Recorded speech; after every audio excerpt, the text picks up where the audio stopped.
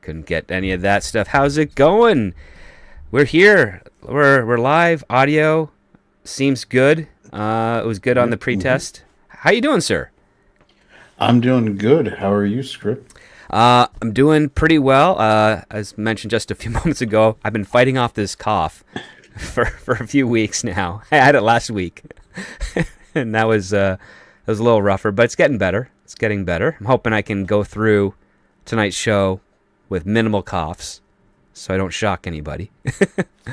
But outside of that, yeah, things are busy, but at the same time, kind of like finding its rhythm. And then, oddly enough, in about five to 6 weeks, everything just kind of slows down to a halt. So I'm looking forward to that. A little bit of rest time, which is nice. But yeah, how are things going on your end? How I wasn't able to catch your show last night, so could you give us some of the bullet points before we go back and do the rewatch? Yeah, we did. Yeah, we did basically a fall TV preview because this is kind of a light time right now. So we're doing that. And next week we'll probably do a fall movie preview just to see if there's anything worth watching. We talked about some gaming news with some lawsuits. Then we had a fun trivia. It was actually guess the movie from a scene, like 2-3 seconds of the scene coming in. Oh, yeah, that sounds pretty It good. was fairly easy, but there were a couple trick ones where they would show you, and then it was the sequel, not the original. So it was like, you baited us. You have like that Yeah, whole in like Flint versus our man Flint moment, right? exactly. Which one Yep, is it yep. really with James Coburn? Uh, But yeah. it was a fun show. I mean, this is the kind of thing where if you got a show where you just got some people hanging out, it's good to do that kind of stuff. Yeah, the other part too, I mean, especially when you're doing like a fall preview for film or television, sometimes you might stumble onto something that isn't well advertised that might look pretty good. Um, and you never know, it might end up paying off. Last year, I found St. Denis Medical. It's kind of like an office version mockumentary in a hospital. David Allen Greer is in it, and I thought it was pretty good. And I enjoyed watching it until I started working pretty regularly again. Then I had no time to watch it, so I don't even know if it's renewed or canceled or what have you. But yeah, Yeah, excuse there me. was a couple like that are coming back that we were looking forward to. There's the was it the one with Jeremy Renner, the Oh, King Mayor of Kingstown. Mayor of Kingstown. Yeah, which it's going to be Hmm. everybody like that. It'll be interesting to see because this, for me at least, is going to be the first project where it's him leading something post that dramatic accident that he was in. Right, post And recovery. I would, yeah, and I would imagine he should be fine to do it. But it's until you see a guy, you want to kind of like, are you still all the way there? Can you do the physicality you did before? Yeah, So, I've seen a number of tells, especially on like traditional TV shows where you got 20 episodes a season where an actor or an actress has injured themselves, either a leg or a back. And then for a number of episodes, they're always kind of standing in a doorway or leaning up against a wall or sitting down in every scene. And they're never moving from any point to the other point because it can't. the other thing that's always fun is when an actress is pregnant and they block the shots with bags Oh, yeah. or something, to cover their stomach, and when they're like they shoot from the upper chest up, so Yep. that you're never seeing them below the, below there, so that you have no idea that they're pregnant if you're not catching for those tells. Oh, man. I remember it was a few years ago. I was visiting a CW set. I didn't want to be there, but they were paying me a lot of money. And I bump Well, into. that immediately rules out the Arrowverse. I walked onto an Arrowverse set. That's the thing. I've been paying somebody a lot of money. They were notoriously cheap. Oh gosh, yeah. Um, but I ended up walking onto. I think it was. Yeah, it was this. No, it was the Flash set. But Melissa Benoist was there. I didn't meet her, but it was about I think 6 weeks, no, 4 weeks before they started rolling for a season, and I saw her, and I'm like, oh, she's pregnant, and and everybody looked at me as like, what? And I was like, oh yeah, she's clearly expecting, and she wasn't showing or anything, but I knew she was because in high school, four of my female friends all got pregnant, and I learned how to figure out the tell pretty quickly. especially when a couple of them had their second kids, and then later on. And lo and behold, what was really funny is that I do my little job on the set there, not for Arrowverse, for another show. I leave, then right around when the fall season is dropping their first episodes, I get a text message from a friend who's like, I don't know how you called it, but yeah, she's pregnant. And then and I'm like, oh, okay, yeah, cool. Like, how far, so she's going to be due soon? She's like, no, we didn't realize she was pregnant until after we started editing the first episode, because the camera kind of highlighted in her face and in her posture that she was pregnant. So they had already been shooting for weeks. And now they have to scramble. They had to scramble for all their new stuff, and because she didn't officially share it with everybody right away, like only a small group of people. And I thought that was pretty funny. When yeah. So when you have those fall preview shows, when you have those fall seasons, and you want to plan when you're hiding pregnancies and stuff, when you're dealing with a superhero where they're supposed to be wearing spandex all the time, it's a lot of stunt double work, I'm guessing, was being done for that season. Yeah, that one would be really hard to just block shots when it's an action series. So, but on the plus side, with CGI and facial mapping, it's a lot easier to hide that stuff than it ever was before.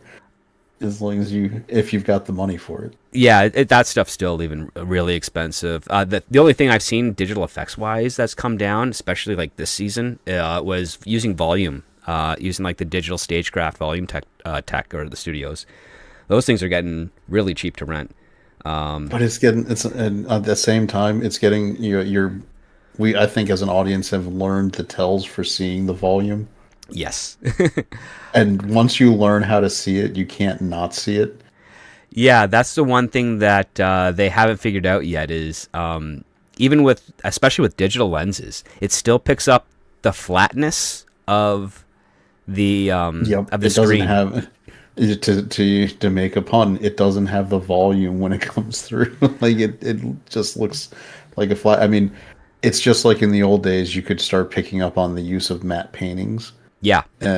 For shots. There were some really good ones, but once you learn how to look for it, you can just see it. You can. And even the original volume. So the volume is a general term. So a volume is usually a big room that's either got a green screen or a blue screen in it, and you stage things around there for your actors to move. And then when they didn't need to rely on the green screen, they would have the digital screen. And yeah, it's you have cinematographers are still figuring out how to blend camera lenses into this volume so that it looks way better than it actually is, and it's really, really hard because some of the scenes on the volume are digital plates, so they're fully computer animated, and then some are real plates, so they've gone out onto a location, they've shot something, and then they're playing it on a loop to go into the camera, and those parts seem to blend a lot better. But yeah, it's a nightmare to do.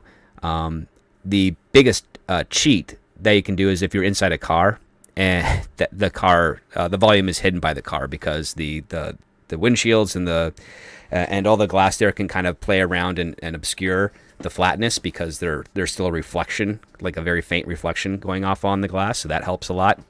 But you still have the old days where you have a couple of guys on the outside of the car kind of pushing it and rocking it so it looks like it's moving. They don't put a gimbal on it or anything. But yeah, those. It's always fun when you see the movies about movies and you get the old car shots where somebody's on the outside rocking it as they're supposed to just be inside driving. Yeah. Yep. All right. Well, excuse me. Well, aside from that preamble on a little bit of productions and what's going on, let's get into the show. So I'm gonna have to take a breath and cough one more time. Excuse me. Welcome to Scripts on Saturdays, the only screenplay review show on the interwebs discussing scripts both professional and amateur circulating around Hollywood, giving you, the TV and movie-going audience, a behind-the-scenes and inside track on what writers are pushing and what producers are buying. I am your host, the Script Doctor, and joining me again this week, the always wonderful, the always cool, the always based Little Chad. Hello. Yes. So, This week's script is a little bit of a kooky one. It placed 29th on last year's blacklist, the 2024 blacklist, with 15 votes. It's written by Joe Ferran, who, oddly enough, I know who his agent/manager is. The script is called Stardust Queen. Little Chad, please share with us the logline for Stardust Queen. The logline as follows.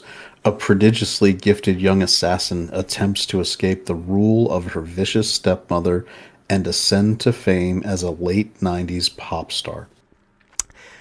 Interesting premise. The synopsis is as follows. In the late 90s, a gifted young assassin, Celine, dreams of escaping her vicious foster mother, Claire's criminal rule to become a pop star, dazzling L.A. with her music. Claire, intent on molding Celine into an operative to settle a debt, subjects her to brutal training, including dangling a mob boss by a rope. As Celine's fame grows, her new freedom is at stake as she finds herself on the receiving end of her foster mother's vengeance, leaving her fate uncertain. This is a weird premise, but I like weird. How did you find your early parts? I thought the script is all right. So it's hard to put into words exactly, but we've talked a little pre-show about it. The script itself is actually really solid in terms of formatting, pacing, etc. Mm-hmm. The one thing, and it's a personal problem for me because I'm not a music composer. This is a musical. They specifically highlight the sections that are going to be verse, which is great. I'm really appreciative that they did that. I just don't, there's no cue about what the melody or song or is for these. So I see the verses and I look and say, okay, these lyrics look at least like they have solid rhyme scheme and, but I have no idea how they're going to actually play as a song because I haven't heard the song. And as good as the other parts of the script may be, since it's a musical, if the music sucks, it's going to be a problem. So that's I'm just going to give that caveat right from the bat that I have a tin ear, so I need the music done for me to judge it. Not like just here, listen, like here's the lyrics. Can't you picture the tune? No, I can't. No, so. Well, we also get writer's notes and fair ones for this one because it is a musical. Where they say, for instance, we have this one song, the first song that's introduced to in the script called 1 to 100.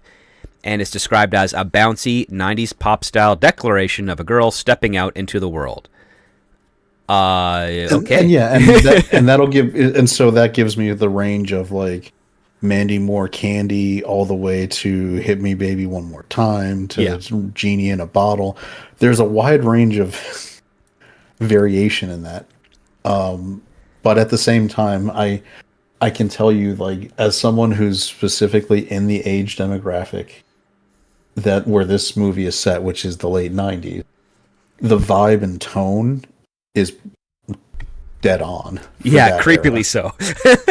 Yeah, it's the opposite of, so there was a movie that came out not too long ago with Rachel Zegler, who... Yeah, Y2K. Whatever. Yeah, called Y2K. Yeah. And they went where they went the other way where it's like, hey, don't you remember this from Y2K? And don't you remember that from Y2K? Where it was just the constant stream of like purposeful inserts. Whereas I do appreciate that this script is just kind of living in that era, and rather than trying to highlight, don't you remember? Yeah. Like, this stuff, which is it may sound similar, but it's a very big difference in how it comes off, right? You want it to just feel like a natural world, and you want it to feel like they are living in it naturally, not like, hey, and like doing almost a shout out to like, did you feed your Tamagotchi? And holding it up to the camera. Come on, don't do that. Well, that's modern day SNL writing, and Y2K was written by Kyle Mooney, who is probably one of the most forgettable SNL cast members there. And yeah, it was very much that movie was very much ham-fisted on Remember the 90s, where this one is like we're not playing with Remember the 90s. We're just going to go straight in. This is what's happening, and these are the things. Here's the Motorola phone. Here's the Tamagotchi, but the Tamagotchi is not really highlighted. It's just she's mashing buttons on it. Yeah, and that's how that makes it feel like someone just living in the world they live.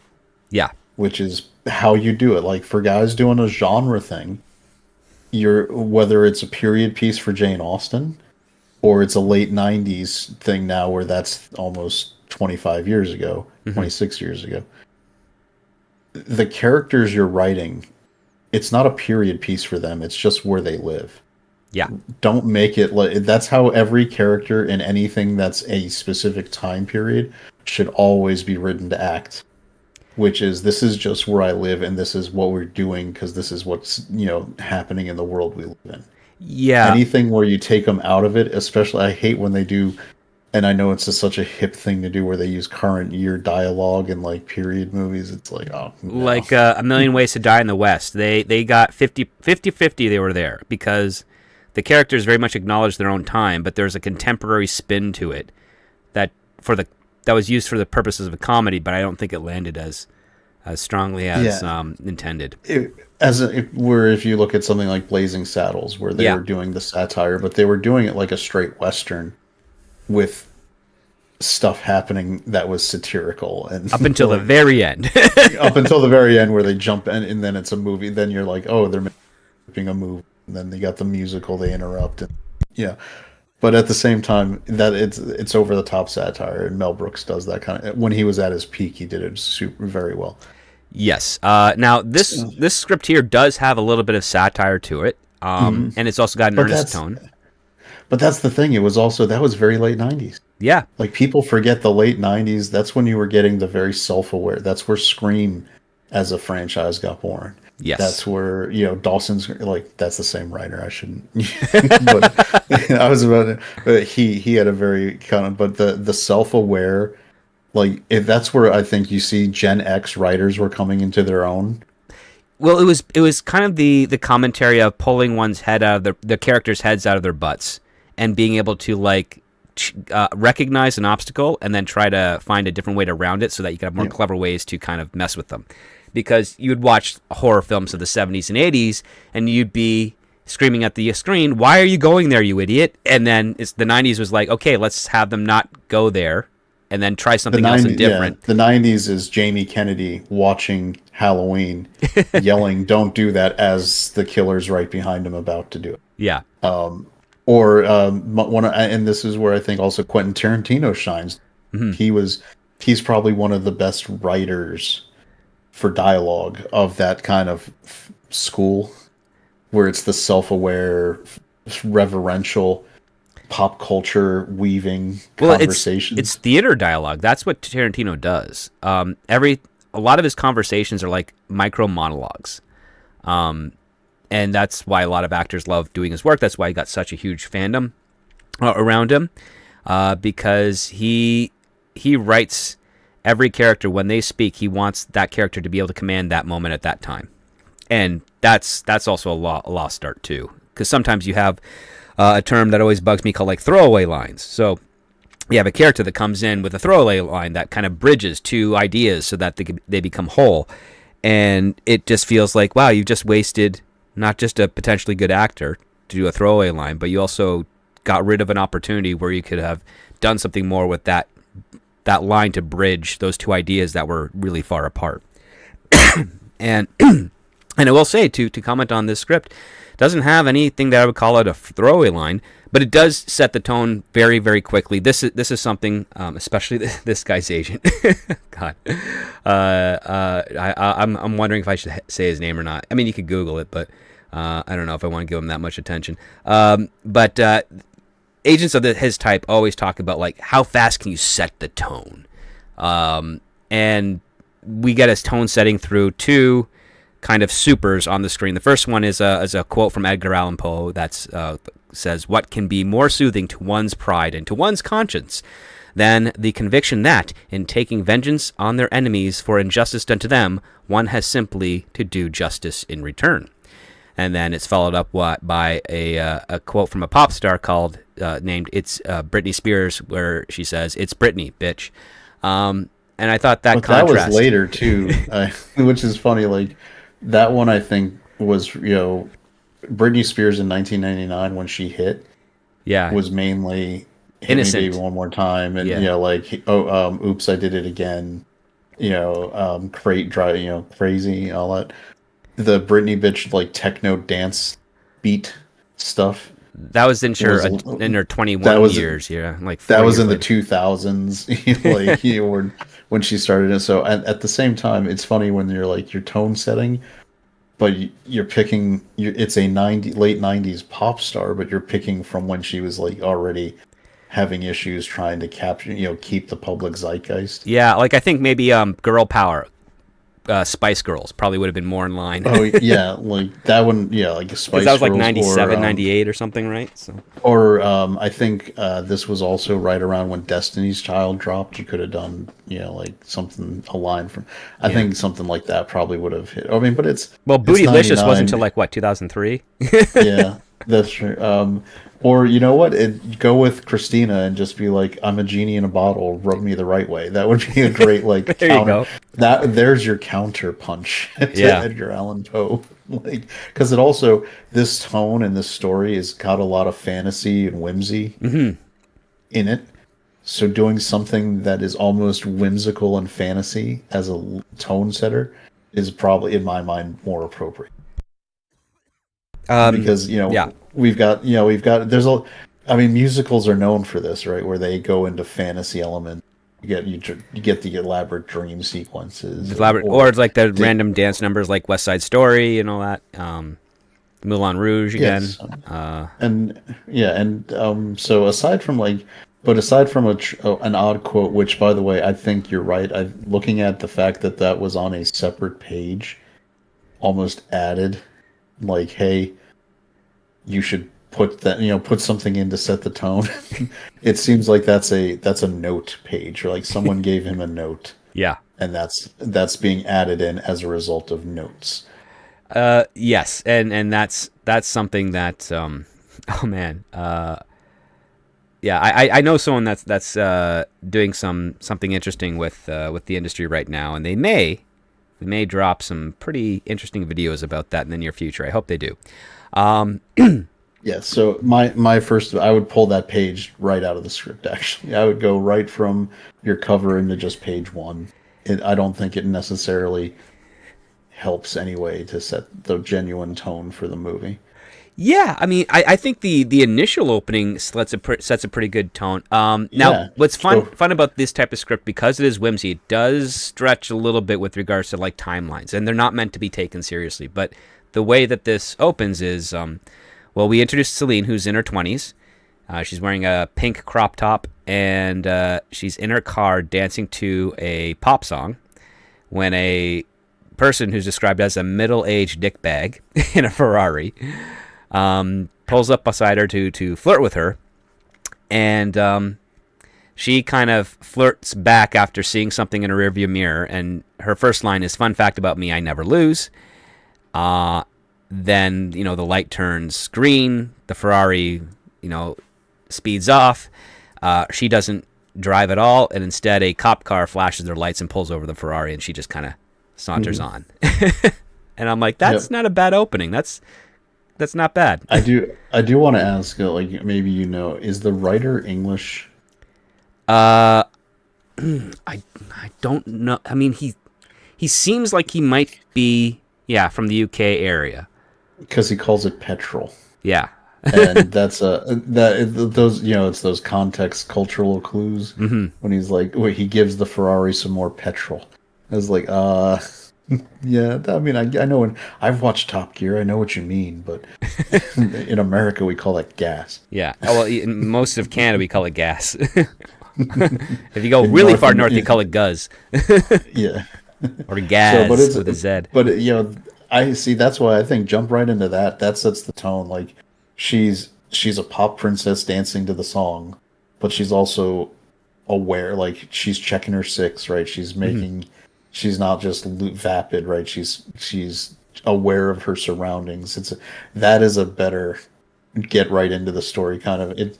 I like when they just give things that kind of give you a sense of the character through organic stuff, and that was a well written way to do it for that character, right? I liked it, and I thought that was a good initial intro to her.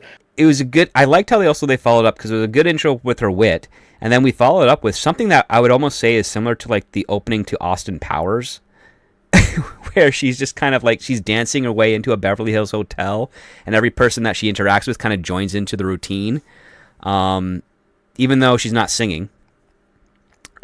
She's just doing that until she gets to like the pool area bar, and then everything kind of goes back to normal. And then she kind of just she talks to the bartender, who oddly enough is named Don Cherry. Who, Okay, I'm glad that that didn't just stick out to me because someone who's watched hockey, yeah, when you call someone Don Cherry, I'm like, are you gonna get a Don Cherry lookalike? are you just gonna get the actual Don Cherry? He's still alive.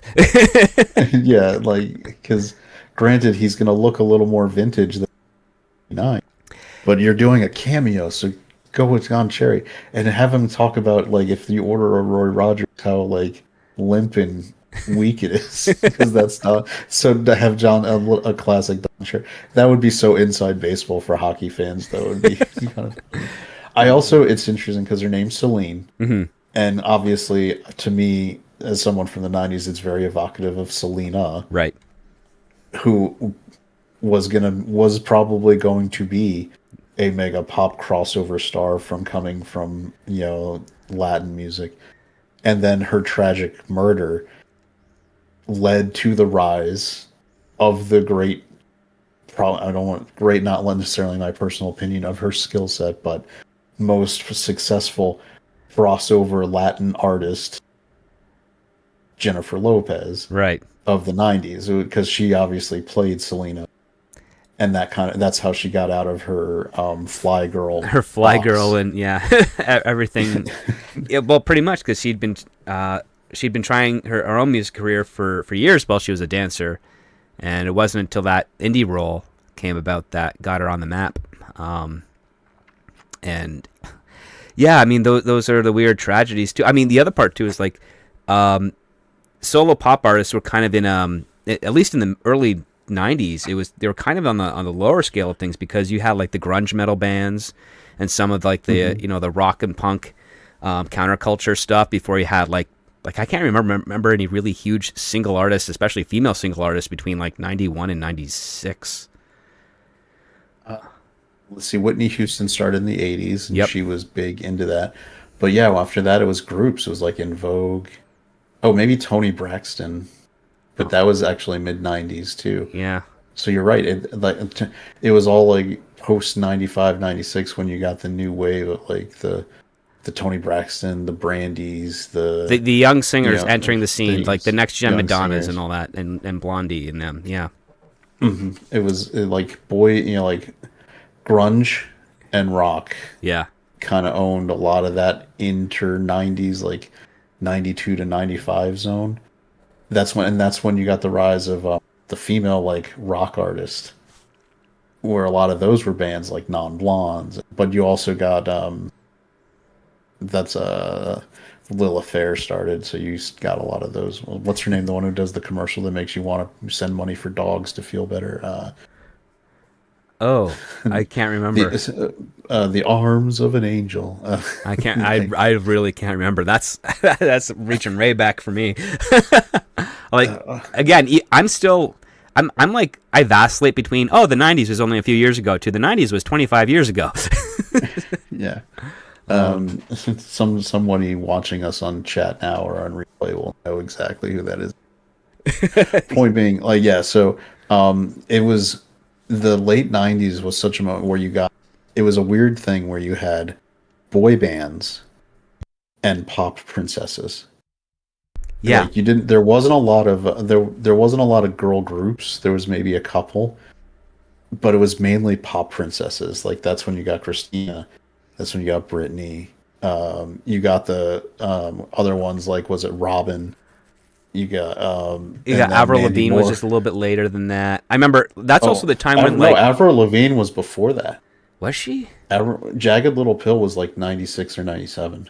I don't. Ooh, well, no, because she got discovered in high school, and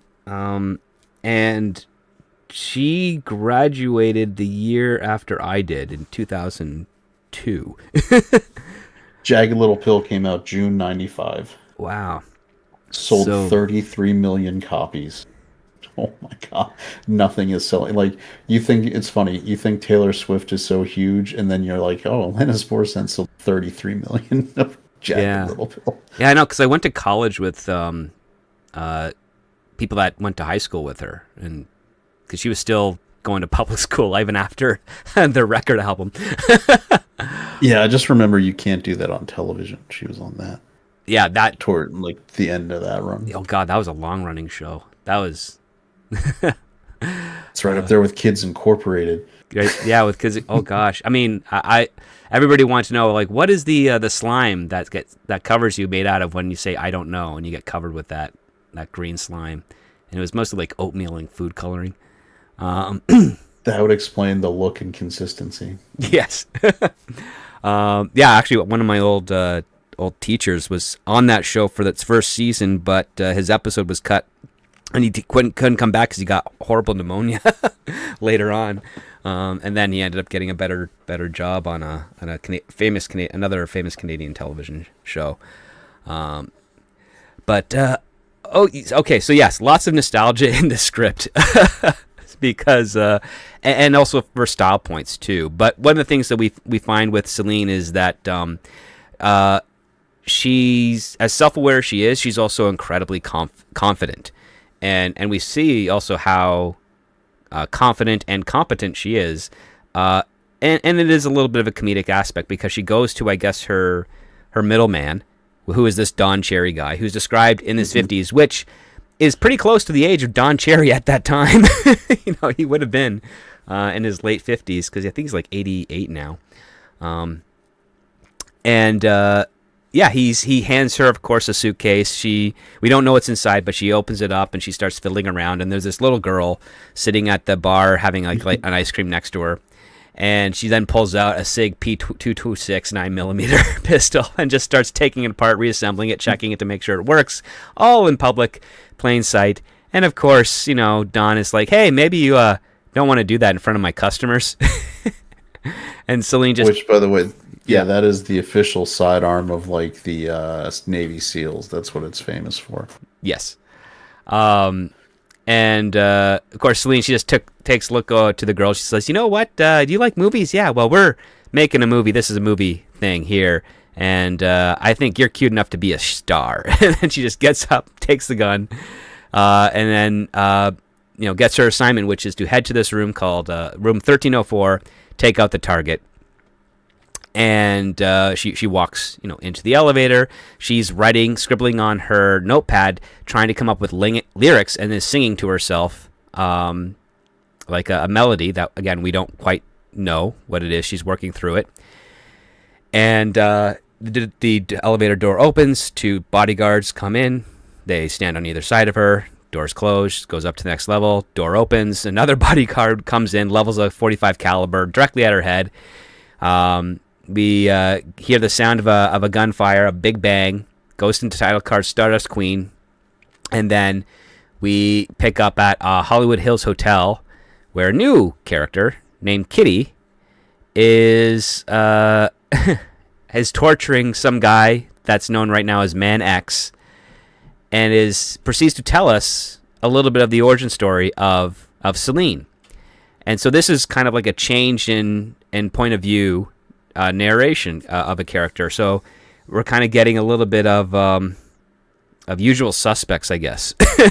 That's kind of like the best thing I can think of here, but a little bit turned on its head because it's not a criminal confessing to an investigator. It's what we later find out, another hit woman who has her mark and is going through a story of Celine, who we discover is one of her best friends. Mm-hmm. And so my thoughts for you was this a jarring change to the narrative for you, Chad, or how did it recover for you? Because I was scratching my head because I did read it and I was like, oh, is Kitty now the main character, or is this is this kind of like a bait and switch, a psycho maneuver, where we kill off the main character, or at least who we think the main character is, almost halfway into the film, and then we pick up, go into the Bates Motel, and that's where the real story happens. So it's early enough, and my script reading brain is basically trained that the first protagonist type character you get introduced to and follow is going to be your main character. Hmm. So even though it kind of shifted on its ear when it went into the musical with Kitty,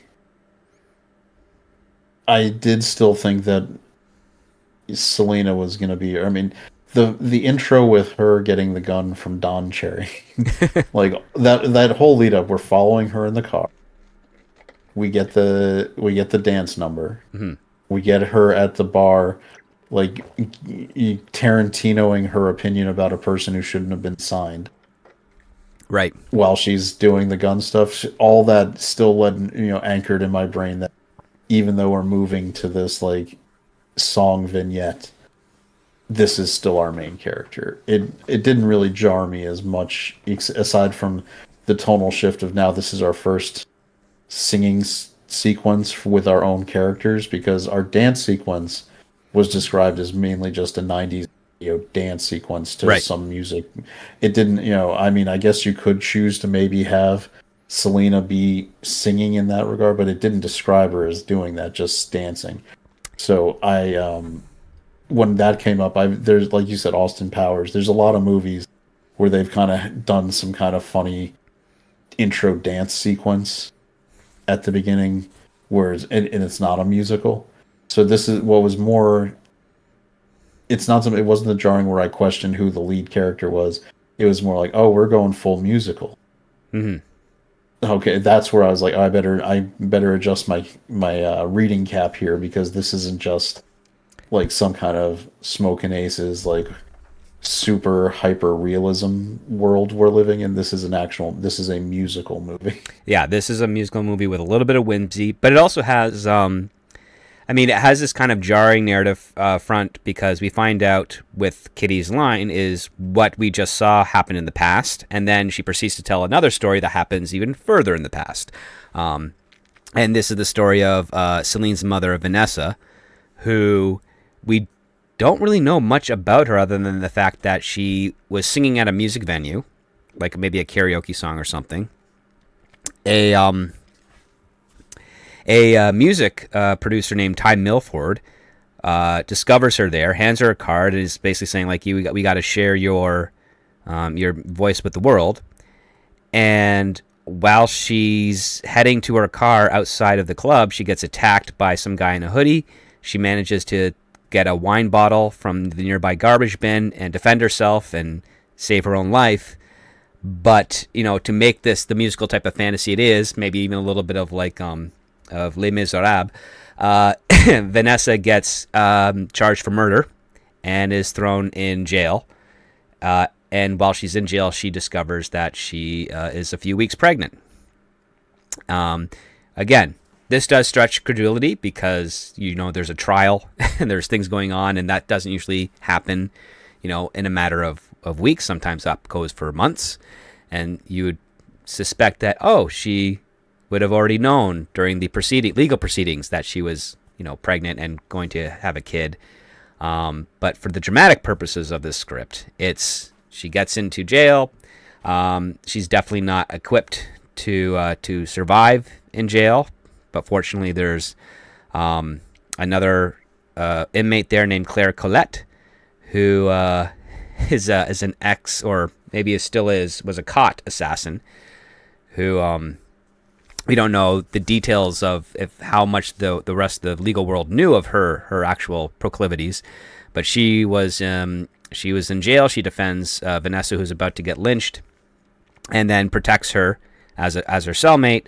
Up to the point where Vanessa gives birth to Celine, and Vanessa dies giving birth, because nobody in the prison decides to take care of her or take her to an infirmary where she can give birth safely. So she does it in her cell and pretty much just dies shortly after giving birth to Celine. And Vanessa kind of her last words were to take care of my little Celine to Claire. So the biggest thing that jarred me out of that scene, and it sounds so stupid, is the fact that the guards were not paying attention. They were drunk and singing karaoke, and they were singing "Ray of Light" Yeah. by Madonna, which came out in 1999. So, because this is a flashback to when Celine's mother was pregnant with her, Vanessa, Should be in the late there's no. 70s. Yeah. This should be like you should be playing like 9 to 5, something like like a Dolly Parton song. Dolly Parton song or Yeah. the Funky Town maybe. Yes, like all right, so yeah, because Celine's supposed to be in her 20s. In her So 20s and 99, yeah. if the latest 1999 is the latest you could go. So if you're subtracting 20 plus years, you're gotta go back into the So it's so nitpicky. I understand that like this is obviously like a whimsical fantasy, kind of thing. Yes. But it's like, don't pull me out of, like, don't give me a reason. Like, there's lots of people going to movies. Don't give me a reason to lean over to who I'm with, and that's not right. Yeah, that song came out, when she was when the there's character was no way. 20, not when the character was born. That they sung Waterloo by ABBA. Yeah. Oh, something like that would be fantastic. Obviously, I'm sure the Mamma Mia people have the like rights locked down on ABBA songs getting put in movies now. But there's a lot you could do. A Donna Summer song, a disco, like there's Mamas so and many, the Papas, maybe, yeah. Yeah, you just do something that is time appropriate. Do Staying Alive. There you go. Like, because then you get the irony, right? Like, or Bee Gees Jive Talking if you want to keep it. yeah. But it bothered me. And they're singing Madonna's "Ray of Light," and I'm like, no effing way, no. I'm sorry, that's the part that bothered me. But no, that's a good thing to pick up because like I know Madonna said it, sung it. I just didn't know exactly the year it came out. I couldn't tell you or remember. But it was part of it was right when she did the song for "Spy Who Shagged Me" when she was doing like her techno. What was that one? She was doing her dance phase. That was Is that the one where she also did a little country western stuff as well, or was that a little later? And because this was right before she also did the James Bond song for Die Another Day, yeah. Die Another Day. Mm-hmm. So Madonna went into like this is the beginnings of those auto dance hits, and if people remember Cher, right? Yeah. Do you believe in love? Like we're gonna take an older pop singer and we're gonna auto tune the hell out of them and make dance hits. And Ray of Light was it was like 99, I believe. So it's just even if it wasn't 99, so it was like it was technically before Madonna. Again, this character would have to have been before Madonna became a star because Madonna didn't become a star until like 82, 83. Yeah. So it's like even if you were doing early Madonna like Lucky Star or something like that, it's still timeline doesn't quite match up. The average person at this point who's like a millennial probably wouldn't notice that. But it's the age of the internet. People will be on the boards and be like, "This is wrong. Don't do that." Yeah. And there's so many other things you can just do. Do your research. Make it age appropriate, like time period appropriate. I mean, yeah, there's lots of opportunities to make sure you get accurate these days. And I'm not even talking with the AI. Just go onto like a music forum and be like, "Hey, what came out?" The only other option would be if you did like Moulin Rouge, where you were completely mashing up time periods, eras, songs. Right. And it's evident from the beginning that you're doing that on purpose. Yeah, and you follow through with that the entire time. Like that's your through line. I'm Baz Luhrmann, to take all the great pop songs of my youth and I'm going to put them into a modern romantic musical, and I'm going to mash them up. Yeah. So deal with it. It's a choice, right? It's a bold, creative choice, but you've got to stick with it. If you're not going to do that, don't do that. Oh, by the way, if they're listening to if you're working on getting this produced, do not let Rachel Ziegler near this, because someone is going to say, we need someone who can sing, who's an actress who can sing. And they're going to say she's also age appropriate for the role. And you should say, F off. No, just because she does not have the charisma, and you need Celine has to be a person who has oodles of charm and charisma just spilling out. Yeah. Because that's supposed to be who she is. Like she is somebody who's so charismatic and just pop icon. You can't like her upbringing and her skill set and what she does for a living can't contain her. So that's right. She's of the mold of the young blonde pop star, like the Jessica Simpson or whatever it was, Christina Aguilera, Britney Spears, that entire craze. That is how she is described as. I'll tell you who could play Claire though. Oh, and that's I was thinking Angelina Jolie for one. Anne Hathaway. Anne Hathaway would be a good one too, because she gives off the bitch vibes so much. She knows how to do that really well. Yes, and she can sing. We know that she has the two things that would be requisite. So for me, in my head, after I started these first few pages, Anne Hathaway was my Claire. In my head. Yeah, I would say find an unknown. There's plenty of singing talent out there that could pull this off. So after Celine's birth in prison, we go through a montage where we skip over the logistics. How does Claire get out? How is she the guardian of Celine? But regardless, Celine at the age of 14 is basically in midst of assassin training while she's going to public school, all at the same time.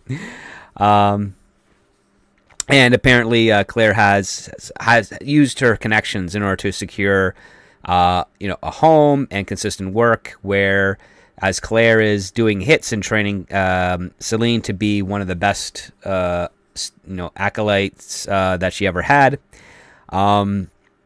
we find out that Celine is still gravitating towards music. Where it's not that she's a fan; it's like it's her life, but not heavy metal music. Every other form of music she likes, but she doesn't like heavy metal. We get this montage that goes really quickly where Claire is putting Celine in situations where she is supposed to, complete a job or kill a target, and it's quite tricky for her until she gets set up into this shed where a couple of biker type guys get in there. We don't see what happens, but she comes out with a bloody hatchet and kind of stone-faced, having dispatched those two attackers, and just kind of like walks zombie-like out of the shot, and that gets us kind of to like where we are now, where we find out that she finds an old videotape of her mother singing on the club the night before she got arrested, and that's when Celine kind of falls in love more so with her music, that she wants to be a star. She wants to be a singer. She wants to perform. She does not want to be an assassin. Nice contrast, I think. Very dramatic for a musical of this type, of this tone, of this fantasy, of this whimsy is, you have a hitman or hitwoman who has to live in the shadows, neither be the center of attention to take out their marks, but deep down she wants to be on a main stage singing to a bunch of teenagers pop songs about her life and about her struggles. That's a good contrast to have, because they are so diametrically opposed. You can't live both lives, right? You can't have both. Like, you can't be a world famous pop star and like ninja assassin.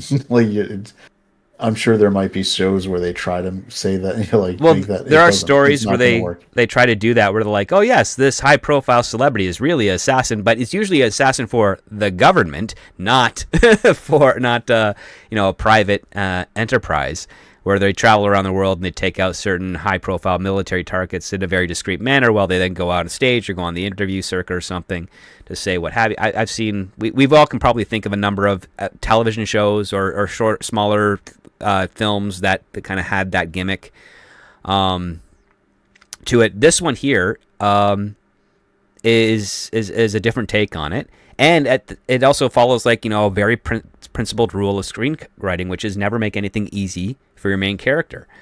And even though we've established that Celine is trained up where she can be a world-class assassin and can take care of herself to various degrees in that world, what she really wants is to just be the center of attention on stage singing to people.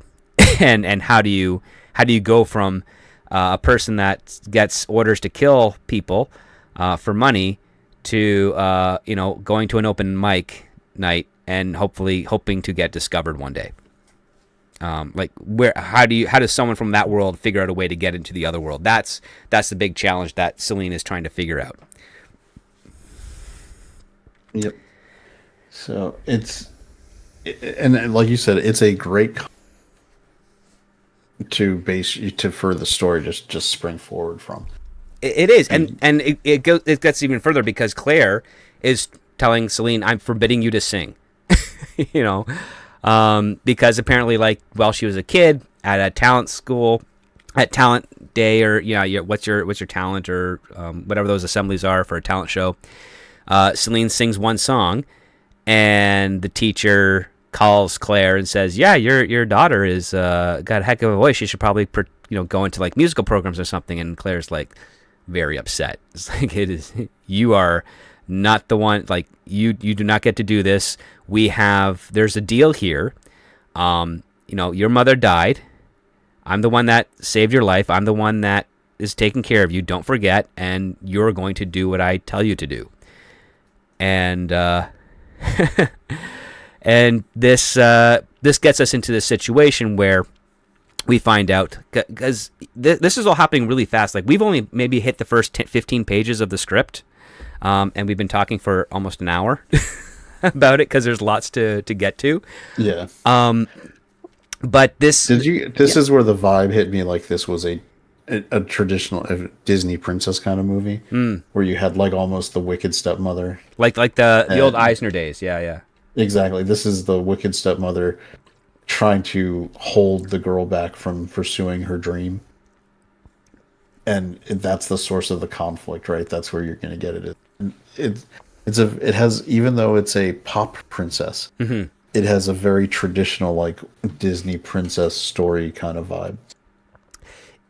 Yeah, it does. It has that. Well, I mean, it echoes a lot of those 90s style movies. The ones that had Lindsay Lohan mm-hmm. or Anne Hathaway in them, for instance. Yep. Those were what they were. That tone, or at least that style in its narrative, does seem very reflective of that.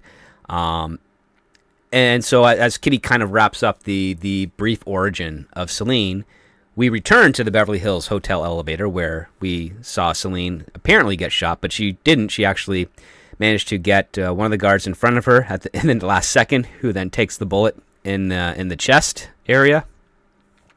She steals that guy's knife that he had, stabs the bodyguard to her right, and then stabs the guy that shot at her in the head with the knife. And we are described very briefly that as she exits the elevator and goes down to the hall towards the room where her mark is, she is kind of in Iron Man 2 Black Widow style, taking out all of these guards, because she has this pink parasol, this pink umbrella, that inside the handle is a very long, sharp sword, and she uses it to kind of cut her enemies down when she doesn't have her Sig her Sig 9mm at the ready. And this is you start putting in your head especially the umbrella Kingsman. Yeah. And some of those action sequences in hallways everything's in a hallway now. Yeah. I mean, I think ever since Old Boy, the original Old Boy, not the remake, once they saw that hallway scene in early 2000s, everybody's we got to do that. Just that one take, a person in a hallway taking out dozens of combatants. Now, Celine, mops the floor with all these guys, opens the door, finds that the door is empty, and that the guy has left his half-eaten plate of steak and eggs and an oozing jar of mayonnaise. And of course, we do a hard cut to a roller rink and a ringside table. And this is kind of like the base of operations for Claire's business. And Celine's trying to argue that it's not her fault because this guy was tipped off that she was coming. And Claire's trying to share, remind her of how this business works, where it's a result business, not a reasons business. It's a little bit of a comedy because Celine tries to bring up how horrible it would be to put mayonnaise on a perfectly good steak. And then we also find out that there's a dollar amount associated with Celine. So Claire tells her, because you failed this job, you better add back $30,000 onto your little, your little debt that you owe us. So she owes about 177 grand. So So we see this extra obstacle here, which is Celine is indebted to Claire, and it's presumed because Claire has been taking care of her for her entire life. We also get a hint or a callback, I think it's here. It might have been earlier. We may have skipped over it, but there's a callback to Celine's mother saying, if you take care of my kid or help me out here, I have a safe buried somewhere with a lot of money in it, and it's all yours if you can take care of me and keep me and my soon-to-be-born child alive. And we are under the presumption that that's what Claire is kind of doing. Is like she had a dollar amount that she assigned to Celine, and now she's training Celine to be able to fulfill that dollar amount so that she can close out the deal that her mother made with her before she died. And this kind of starts up to the the normal cycle of things where, okay, so Claire has botched the first assignment we see her with, but we know she's done many others prior to that. And she gets this new assignment. She has this new assignment that she has to go home and see, but there's these other two sort of assassins in the rink who look over at Celine, and they kind of, they empathize with her. They're like, this girl, she's like under the thumb of Claire. She needs to be let loose a little bit. We have Kitty, who we also kind of introduced a little bit to. She's like 90s mall goth girl type of thing. And then manic pixie dream girl. And then we have her best friend Bubbles, who is kind of, Britney Spears in that music video where she's wearing the schoolgirl outfit or something, right? Something like that. Yeah. Mm-hmm. So you have these two, and again, more contrast here. Bubbles has this little crystal around her necklace.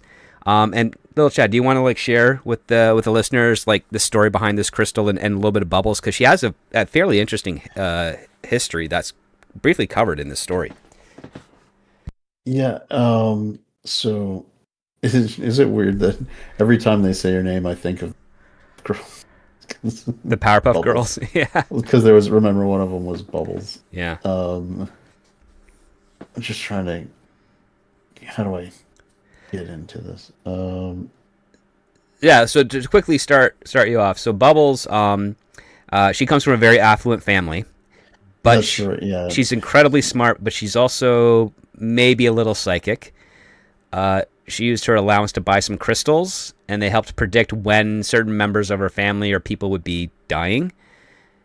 And at one point, as a young teenager, she discovers her father cheating on her mother with a young girl, and with a young girl, and in her attempt to blackmail her father kind of locks her away into this tiny room, where she goes on a little. I was reminded of the movie The Hurricane, when Denzel Washington's character as the Hurricane is in jail and he's just exercising constantly. Yep. And that's what Blossom's doing. She is doing one-handed push-ups while reading books that are being sent into her to keep her sane. And she's getting fed dog food. Yeah, she's getting fed dog food that her siblings are spitting in. And then, what happens on her 18th birthday? So 8 years of self, and I love how this is, by the way, Kitty acts as our Shakespearean style narrator. Mm-hmm. And where these sequence of events, whether it's the flashback for Celine or Bubbles, Kitty is the what did they used to Sometimes it's the chorus. Yeah. The chorus, yeah, Yeah. that was the term I was looking for. Is like if you're thinking of Henry V, like the when Kenneth Branagh did it, it's the Derek Jacobi character just kind of wandering through the scenes. So Kitty is our chorus, and is like 8 years of self-imposed physical and mental training, and when they let her out on her 18th birthday, she accurately predicted the death of 4 additional family members. Oh, while she's But striding down the hallway, twirling a bloody 9-iron. yeah, and that's when yep. So she leaves wearing. They say she steals one of the sister who tormented her. The posh outfit. They say posh outfits. Yeah. You're thinking of this is nice reference to the Spice Spice Girls. Girls. Yep. Yep.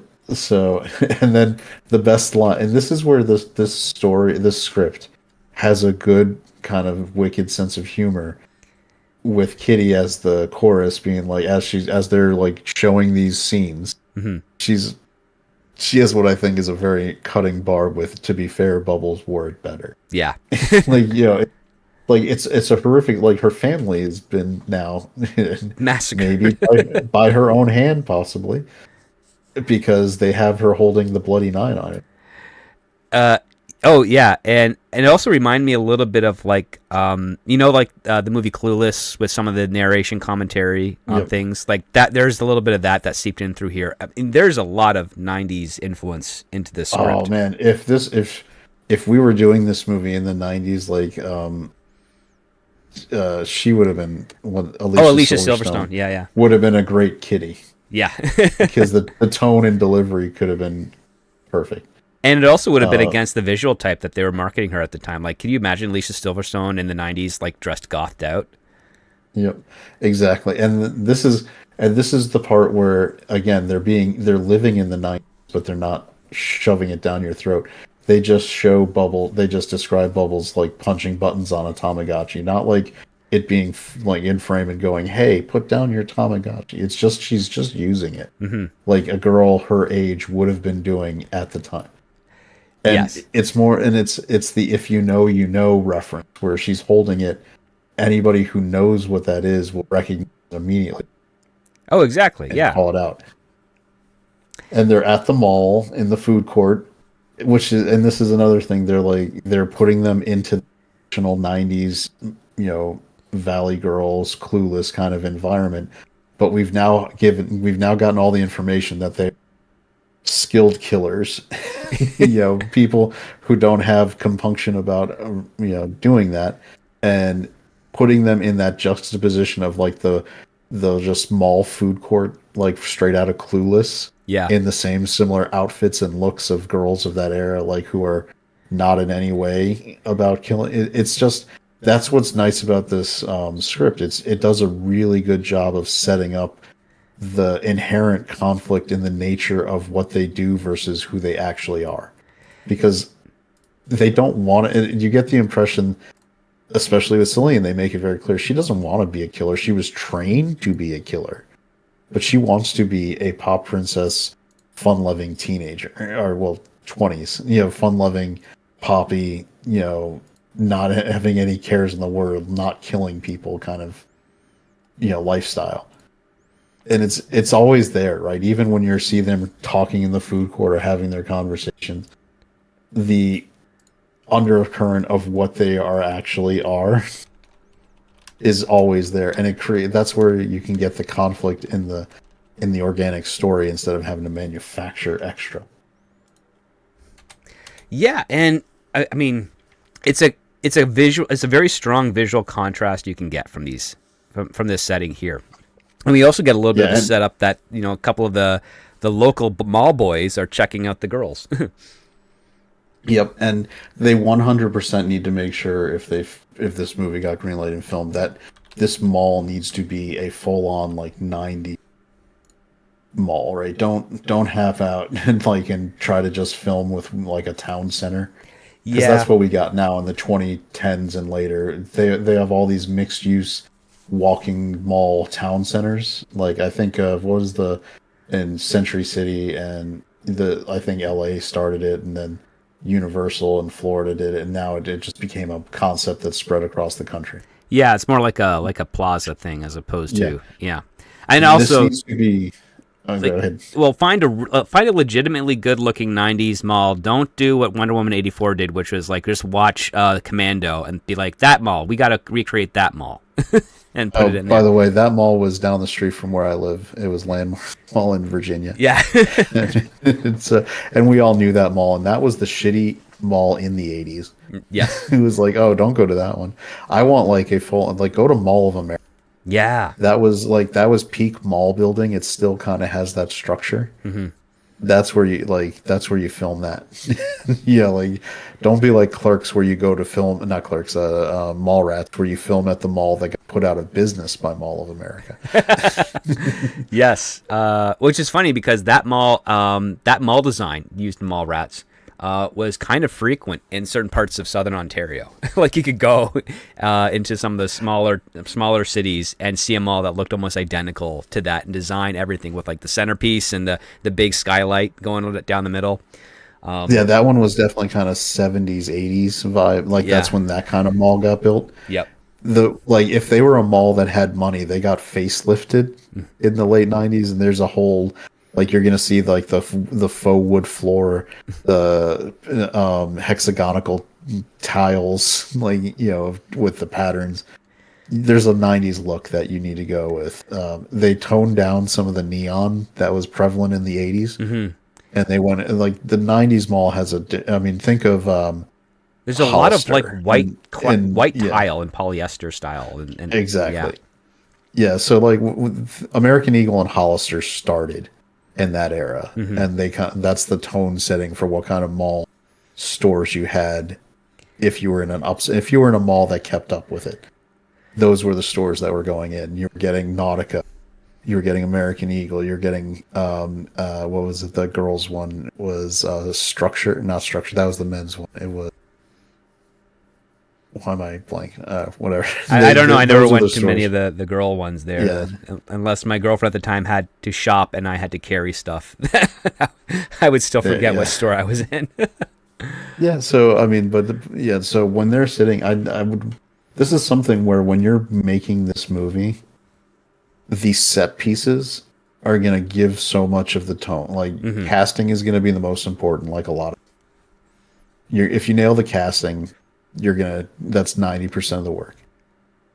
A lot of the rest of the work is gonna be just getting the environment and clothes right, the costume and the sets. If you got a good cast with good costuming and good sets, this tone and script should actually do really well. Just because like this conversation in the food court between them after we get the Bubbles intro, it felt very authentic. That's a tough thing to do, because you get people who try to sound like "Hello, fellow children," but this part.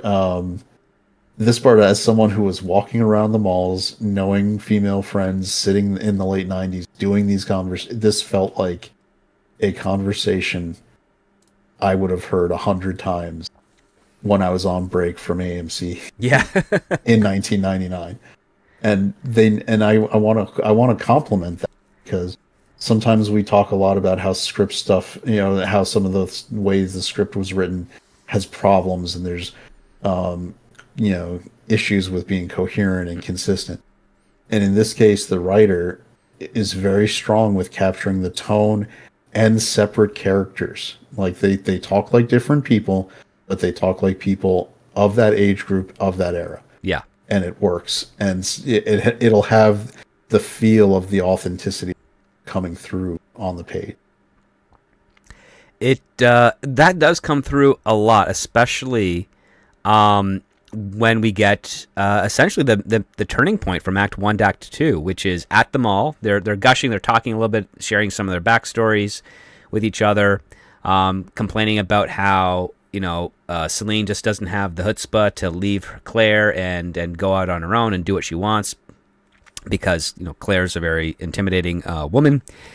But when Celine opens up her package to find out, well, who is her mark, it's not Celine who understands who this person is. It's Bubbles.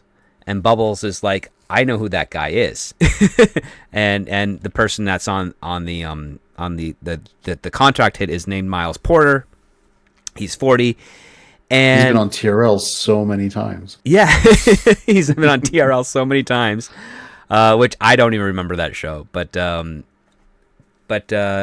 yeah, he's a famous music producer, and apparently his ex-wife has put a hit out on him,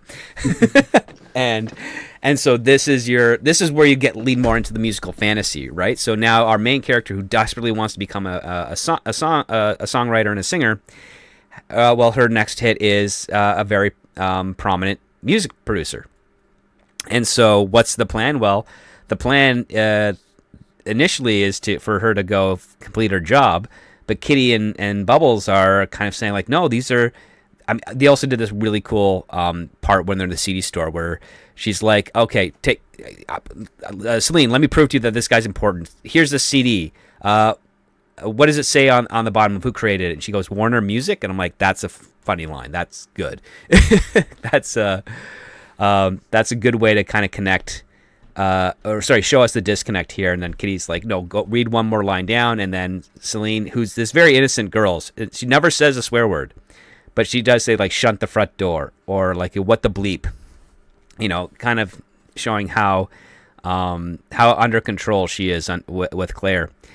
And so this is where Celine's plan is. I'm not going to kill this guy, but I am going to drive up to his house and I'm going to find a way to sort of sing, put on a show, so to speak. But it's a very peculiar way it's done, because it's also goes back to the Kingsmen, especially the first one, when the church scene where Galahad takes out all of those crazy extremists in the church. We get something like that here, especially with the music, but this time it's a song that Celine has written, and it's a really kind of fast-paced scene where she comes in, like she's got an armory of weapons, not fully on her, but discreetly positioned on her. The house manager opens up the door. She hits him with a tranquilizer dart, then does the same to another guard, but a second guard kind of shoots at her, and she ends up having to basically break the dude's neck and kill him. She climbs up, like they have this elaborate sequence where she climbs up onto the roof of the house, and then we get the first actual song of the script, called 1 to 100. Again, we don't understand what the melody is, but she starts singing, and the world around her changes, and it now becomes a musical number. And it's a very morbid type of musical number, because she leaps off the roof and glides down like Mary Poppins. She's swinging around, dancing, and fending off bodyguards that are trying to kill her. And she's shooting them with her pistols. Also, suddenly backup. Her pink pistols. Nice. Suddenly, backup dancers come in and start, fighting. Doing choreography that happens to also be fending off other bodyguards. Then there's some that rise up from the pool and hold out their hands so she could walk across the pool towards Miles, and who is sunbathing in a leopard, Speedo, and is just completely shocked at what's going on in front of her. And reading this for me, I'm seeing two perspectives of it. I'm seeing the fantasy perspective playing out, like, yep, she's a center of attention, she's singing, it's a pop star, it's like a music video brought to life. And then I'm thinking, like, okay, if you're not in her head experiencing this, but you're outside and you're watching her, it's a very silent and violent experience with her just singing a cappella. Yeah, I was about to say, except it wouldn't be silent, because, and this is sometimes hyper reality. We see Miles has seen now his entire phalanx of bodyguards murdered in front of him. Yeah. By this 20-something little girl with a sword umbrella. And then she comes up to you and, it says, we're going to talk. It's your choice. So you can, or I'm going to kill you. To that effect. Yeah. And the first thing out of his mouth is, where'd you learn to sing like that? I mean, I get like to be a jaded music producer. Mm-hmm. The guy should, maybe he's seen some shit. and like maybe he's like Suge Knight and he's holding people by the ankles from the rooftops to get them to sign over Ice Ice Baby. And he's ordered the hits on other rappers and things like that. But odds are he's probably just, if he's a pop producer, he's probably not seen people violently massacred in front of him who were paid to protect him, with this girl threatening his life immediately thereafter. You'd think there'd be some shock or some, like, you'd be at a loss for words. They're making it and that basically Miles is like, cha-ching. Yeah. I can monetize the shit out of you. Which maybe is accurate for Hollywood. Maybe they don't, but it's still. Well, I mean, even for it's kind of an interesting like vibes there. I mean, for the music industry, there's all sorts of crazy rumors. I mean, especially when you go into like the rap scene where people are killing each other, and your music producer says, but you still got a great voice and you know how to do good beats, so let's sign you. It's kind of jaded, right? So, I think might be the intention that they're playing with is the guy, and also the fact that maybe Celine's voice is so amazing that everything else around her just doesn't matter. Like that's how good of a singer she's supposed to be, like Amy Winehouse or something. I don't know. But what's funny is that this is essentially she turns an assassination attempt into an audition, and she gets whisked away to do a demo. And this is where we find something that's a little bit funny. So a lot of Celine's songs, all of them are inspired by various hits she has done in the past. So that is her inspiration, which is pretty morbid. And oddly enough, played for laughs, especially a little bit later on. That's coming up where she hides this failure from Claire, because she figures, well, if I'm able to sign a contract and I'm able to get a record album and do on tour, I'll have the money to pay off the debt, and Claire should leave me alone. Like that's Celine's method of thinking, but it goes a little bit deeper than that for Claire. And so we get a couple of other little parts here where Bubbles and Kitty are trying to help Celine manage, like, how can we get you to do this. So that you can kind of be a bit more independent, so we can be your friends. And we have this little scene at the fair, because you have to have a fair scene when you're doing something that's 20th century, setting in the 20th century, because you don't go to fairs anymore in the 21st century. You don't see carnies with all their gimmicks and their rigged games to get tickets and money from you guys. Excuse me. Those things seemed like a relic of the past in most areas. If there are any festivals and things like that still out there, I'd love to know where they are, because those are always fun times. We have them every year at where I live. Oh, that's fortunate. We used to have them the where I county work. fairs. They come in, yeah. Yeah, we used to have them where I was at, but then they just stopped showing up after the pandemic.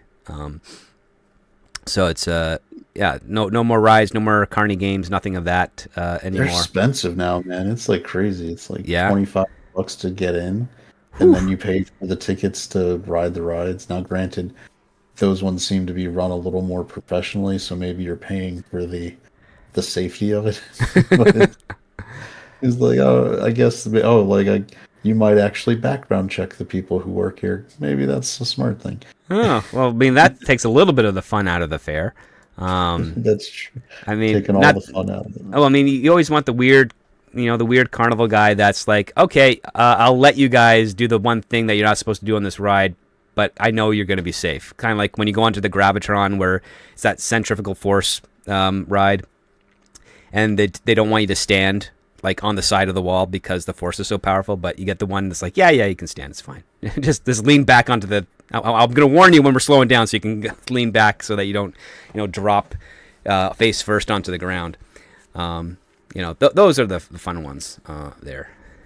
But we have this carnival scene here where, of course, these three girls, young women, they're playing some of the games there. There's, of course, the classic strongman swing sledgehammer game, and Kitty is able to, of course, break it because these are trained assassins. That's another thing that I miss is there's a nice shorthand for the carnival type place where you put someone in who has skills or something, and destroying carnival games is your cultural shorthand for how skilled they actually are. Yeah, Because like everybody knows how. rigged they can be. Yeah, Yeah, so like if they're like throwing and breaking and getting all the milk bottles down in one throw, or doing like oh, this is good. This is their like, or they'll do something with like the knife throw, or the I know I they did the ducks always one think here with the the gun. ducks with Yeah, the gun. Yeah, yeah, so it's a nice visual shorthand on showing skill set without trying to show like do a montage where you have to justify it. yeah. I liked the ducks one because it was Bubbles who is shooting at it. She shoots it with two guns. Takes down every duck except for the last one, which is of course welded to not fall down. So she steals a basketball from the prize thing and then whips it at the duck, to basically knocking it down, and it bounces back, and she catches it, and she's like, "You might want to get that fixed." And it's a very 90s style moment, I would say. And it also shows a little bit of the character of like, okay, so we have a character like Bubbles who doesn't like to be messed with. I think that was pretty interesting, and we kind of see a little bit more of that later on. But while they're at this this festival, they're kind of Kitty and Bubbles are basically saying, we're going to be your backup, we're going to be your managers, we're going to help you get through this. Whatever is going on with Claire and you, we will kind of we'll be there to support you. And we cut into the studio booth for the first time that Celine is going to showcase the big music producer, who is named Julius, I think. And Julius. and he's here to see, okay, did Miles really find someone that's the next it girl, or is he just trying to get into this girl's this young woman's bedroom? And so Celine is not a great singer when she's trying to sing someone else's songs. And of course Jules is really like questioning Miles's taste. Kitty and Bubbles haven't quite figured out why Celine isn't able to do what she normally does, and Kitty starts to realize, like, Kitty gives the pep talk. Yeah, she gives the pep talk. She's like, okay, this is what we're gonna do. This is how we're gonna get you into this moment. And Kitty like turns the microphone off and everything off. So, and then Celine just starts to like get into her zone and begins to sing the next song, which is called "Shine Bright." And again, we don't know what the melody is. It's supposed to be Edgy's 90s pop number, yeah. With a modern hook. Edgy's with a modern hook. Like, what does that mean? I don't know what that means. Yeah. What are you going for, man? But as Celine starts to do her a cappella, Kitty flips back on the microphone, and this is where we get. I think this would probably be the scene that kind of captures the audience like 100% right away, because we have the entire background kind of morphs, no longer in the recording studio. We're now seeing like 4 dioramas of previous hits that Celine has achieved in her life, all frozen in mid assassination, as it were. And she's singing about them, and goes from scene to scene, and they're all pretty cool scenes. There's one where she's she's throwing a toaster into a tub. To kill one guy. While he's got the Playboy, they make a point of having the Playboy out. Yep, having the Playboy out. There's another one where she kills a chef while she's upside down, I guess, and like the bullet has penetrated a bag of flour, so it's all strewn about, but it's all frozen, so it should be really cool. Then there's, of course, the carousel at the carnival ride, so she's got does a flying kick towards the face of some guy named Brady, who's mounted on a giraffe, which is weird. And then there's another one where she's at a concert venue, and she's I think, I can't remember. Yeah, she's raised her rifle to kill some mark in the audience, and then it all kind of comes to the end there, and then she snaps out of it. She gets a beeper because it's the 90s, and she gets a little message on the screen that says "Meet me at Lola's now," and Celine, of course, excuses herself and leaves. Miles turns to Julius and says, like I said, the girl can sing. And they're all like, yeah. They're really like, they're cheering and applauding in the sound booth. Kids today will never know the trouble of trying to leave a message on. Oh, God. Because you have to type, the numbers to digits, the letters. Yeah. This was before T9, because this is for a beeper. Yeah, so I remember friends, you would just use the beeper shorthand 411. Mm-hmm. Like call me with you need to call me back because I need the info. 411 was the for younger kids. 411 was the information line that you would used to call to get phone numbers. So yeah, beepers used to be like 911. It's an emergency. Yeah. Like you better get over here. Whatever number this is calling at, you called me back at it now with 911. Don't call 911. Yeah. Gosh, but again, this is another example of showing the era without forcing it down your throat. Yeah, it's not making it the center of the scene itself, which is a smart thing to do. But then we get into this diner and we find out that Claire she's eating a burger and stuff, but she's not letting Celine eat. She has to purge some calories or something, and we get into this big, Claire gives this big monologue about you're not doing your job, you're supposed to be completing these contracts. She then gives her this phrase which is what is the phrase? It's like you pay your debts if you love me, you you pay your debts, because this was debts with money or a pound of flesh or something like that. Yeah, that's what it is. Because that comes up. That is referenced more than once. Mm-hmm. Maybe probably past our cutoff. So this is where the monologue. In my head, seeing Anne Hathaway in that diner, I see it like someone who's just bitch incarnate. It's just from turning the food away. So fasting, because obviously she wants even it's a good way when you're making someone, when you're trying to show they're bad. Mm-hmm. Even these little things that are because it's very relatable. If you're very hungry and you're about to order food and the person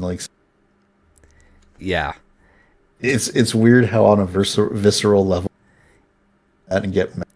Oh yeah, that really does get into. I mean, that's a good way to do the connections, because a good villain will be petty at the same time of doing big things, and this was a very petty thing, and it also leads to Celine being nailed into the shed out in the backyard, and she's only released the following morning so that she can go do a job, and this is another kind of mid-act turning point, but this one also has a little bit more comedy to it than the previous bits here, because we have a ticking clock established here, which is she has to be into the studio by 11 a.m. that day, but she has a hit that she has to get done in the morning because it's on a yacht and it's going out to sea, so she has to get on the yacht before it departs from the docks. I did also this is where you get the phobia of the dark. Yeah, also referenced, which is nice. It's a good way to kind of to see. Yeah, I thought it was a pretty cool thing here, because it's not just the dark, but she has this phobia where she's in the dark and she feels like the water's rising up about her, and then that relates back to her fear of singing when she's not singing her own songs. So she feels like the only way she can survive is if she belts out a song, starts singing. And so in this case here, Kitty and Bubbles are like, okay, so we can kind of help you out a little bit with this. So you go do your hit. We will see what we can do on our end. And all you got to do is just be there for 11. And so Celine, she finds the yacht, which is at the marina. It's called the Magnolia. And she manages to get on board. And she's navigating around the place. And she drops one of her pink snow bombs in a room. And then she starts shooting up the place, hitting all these figures. And then as the smoke clears, you find out, well, they're not figures, they're just statues. And we later find out that these are some exotic statues that her hit had collected over his lifetime. But yeah, she apparently tips her hand there with shooting up the room. She gets bonked on the back of the head. She wakes up tied to a chair, and her hit named Xander Cortzy, I think it is, Cortzy or Cortez, Cortzy, and his big bodyguard Dunton. That's an easy. Dunton. Yeah. They do a little interrogation. We find out that Claire has sent 2 previous assassins to kill Xander, and both have failed. And he's got this thick South African accent. And they're about to kill Celine when we get into our third musical number called "When You Found Me," and this is where we find out that Kitty and Bubbles have come to her aid, and we get this big elaborate 3 assassins taking out guards on a boat. A something that I think would probably be filmed quite well, whether it would be Matthew Vaughn or Edgar Wright doing it. You can't go wrong with either one. But there was the little info dump. Yes, where Xander lets slip while he's talking about that your mom tried to kill me. He also lets slip that she killed her mother. Right. And Celine doesn't believe him initially, but as you know from these movies, if you watch them, when the basically uninterested third party lets slip that information, it pretty much tends to check out. Yeah. So this is our and we as an audience probably had suspicions the way Claire had just acted. Mm-hmm. That she's obviously more nefarious, that it doesn't make sense that she would be honorable, quote unquote, about taking care of Celine. So now we're getting our confirmation and this is what's interesting, because Celine's been now primed, locked in the shed, having her confrontation with Claire. She as a character is primed for this reveal to set off a lot of anger and chain reaction issues.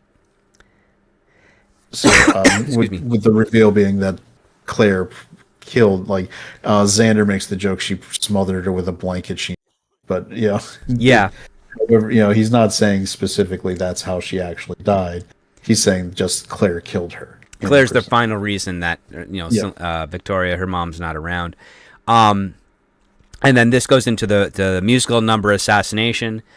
Xander manages to toss a grenade at Celine, but she uses her umbrella to knock it straight up into the air. They finish off the rest of the guards. All 3 of the girls, kind of like in Spice Girls or Destiny's Child or whatever group it is, kind of land in a pose formation for a big finale with pyrotechnics, basically part of the boat on fire and other explosions going around. This is how you do a Charlie's Angels thing, yeah. Xander draws his pistol. He's got Celine right in his sights, and then all of a sudden the grenade just drops right at his feet and then blows up, disintegrating him in front of the girls. Then they make it into the studio on time. Yeah, so it's an interesting sequence. It would be like you said, a Destiny's Child, girl bandish kind of a moment. Girl, yeah. And this takes us. and this song is not a song about an assassin. It's about friendship. So it's called "When You Found Me," and we have 4 or 5 stanzas of lyrics, all about how she's happy to have found her friends. They start recording. We get to a time lapse where Celine is recording the songs that she wrote, and they're accompanied by proper music, but they're just shy of a song for an album to release. So they do the demo. It gets pressed. It gets pressed on CDs and gets sent out to all the radio stations because, again, while the internet was new and file sharing was a thing, it was faster and cheaper just to press CDs and mail them out to local radio stations. Celine starts to blow up a little bit. Where she gets on what is that show called with Tarzan Daly, Total Request Live. She kind of gets on that, and Yeah, we're following a little bit of her rise to public fame, and it's of course really upsetting Claire because she's not she's losing her kid, a kid who we find she butchered her original photo album of a daughter that she did have at one point, and she has cut out pictures of Celine at that age and then taped them over top of her original daughter's face, which is pretty morbid. And we find out the reason she's in jail is not because she was a hitman. It's a really horrible reason. She's in jail because of parental negligence. Her daughter died and I think a car accident because Claire was drunk at the time and wasn't paying proper attention. And so Claire is using Celine as a substitute for the child that she lost. And she's definitely not doing a good job as a mother, obviously. But yeah, it's very dark, morbid, and a little obsessive on Claire's part, which makes her, I think, a more interesting villain. Yeah, and it's much better than if you just got a standard. She's doing it for the money. Right. She's doing it for, there's some kind of insurance policy. There's some guardianship money. There's some magic trust fund that she doesn't know about that that Claire gets to control as the guard for Celine. This one is a very personal and emotional one, which actually gives you it's easier to understand someone becoming obsessive to the point of what Claire does with this kind of anchor. Yeah. Because it's the kind of anchor that doesn't know logical bounds. It's a purely like emotionally driven thing that she can't escape. So she's Jean Valjean, like she's Javert, right? She's gonna pursue this to the end because it's just locked into her soul. It's exposing Claire's fear, which is that she cannot be alone. She cannot be by herself. She has to have some type of relationship, even if it's a heavily toxic one where she's wielding all the power. She needs that. If she doesn't have that, she doesn't feel like she doesn't know the distinction between fear and love. And that's something that Celine is also slowly figuring out with her friendship with Bubbles and Kitty.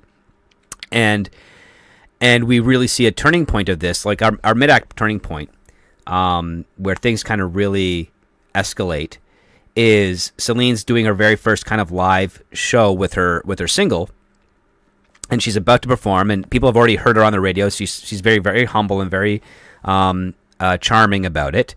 And as she's about to sing, Claire has snuck in, of course, wearing the classic wig and sunglasses to blend in. And she gets backstage and she kills Miles with a knife because, that's the job that Celine was hired to do. And so Claire came in and did it herself. And so Miles, this guy who just moments before he gets stabbed by Claire, tells Celine, like, I don't know. I mean, I know our meeting was weird.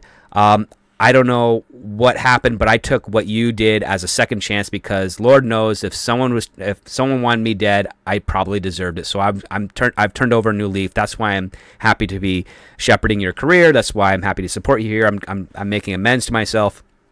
And then whether he's honest or not, we will never know for sure. But let's take it at face value that he's being honest with Celine because he's partnered with her on this journey, and then you get the sense that he's going to sub in as a new mentor figure for her.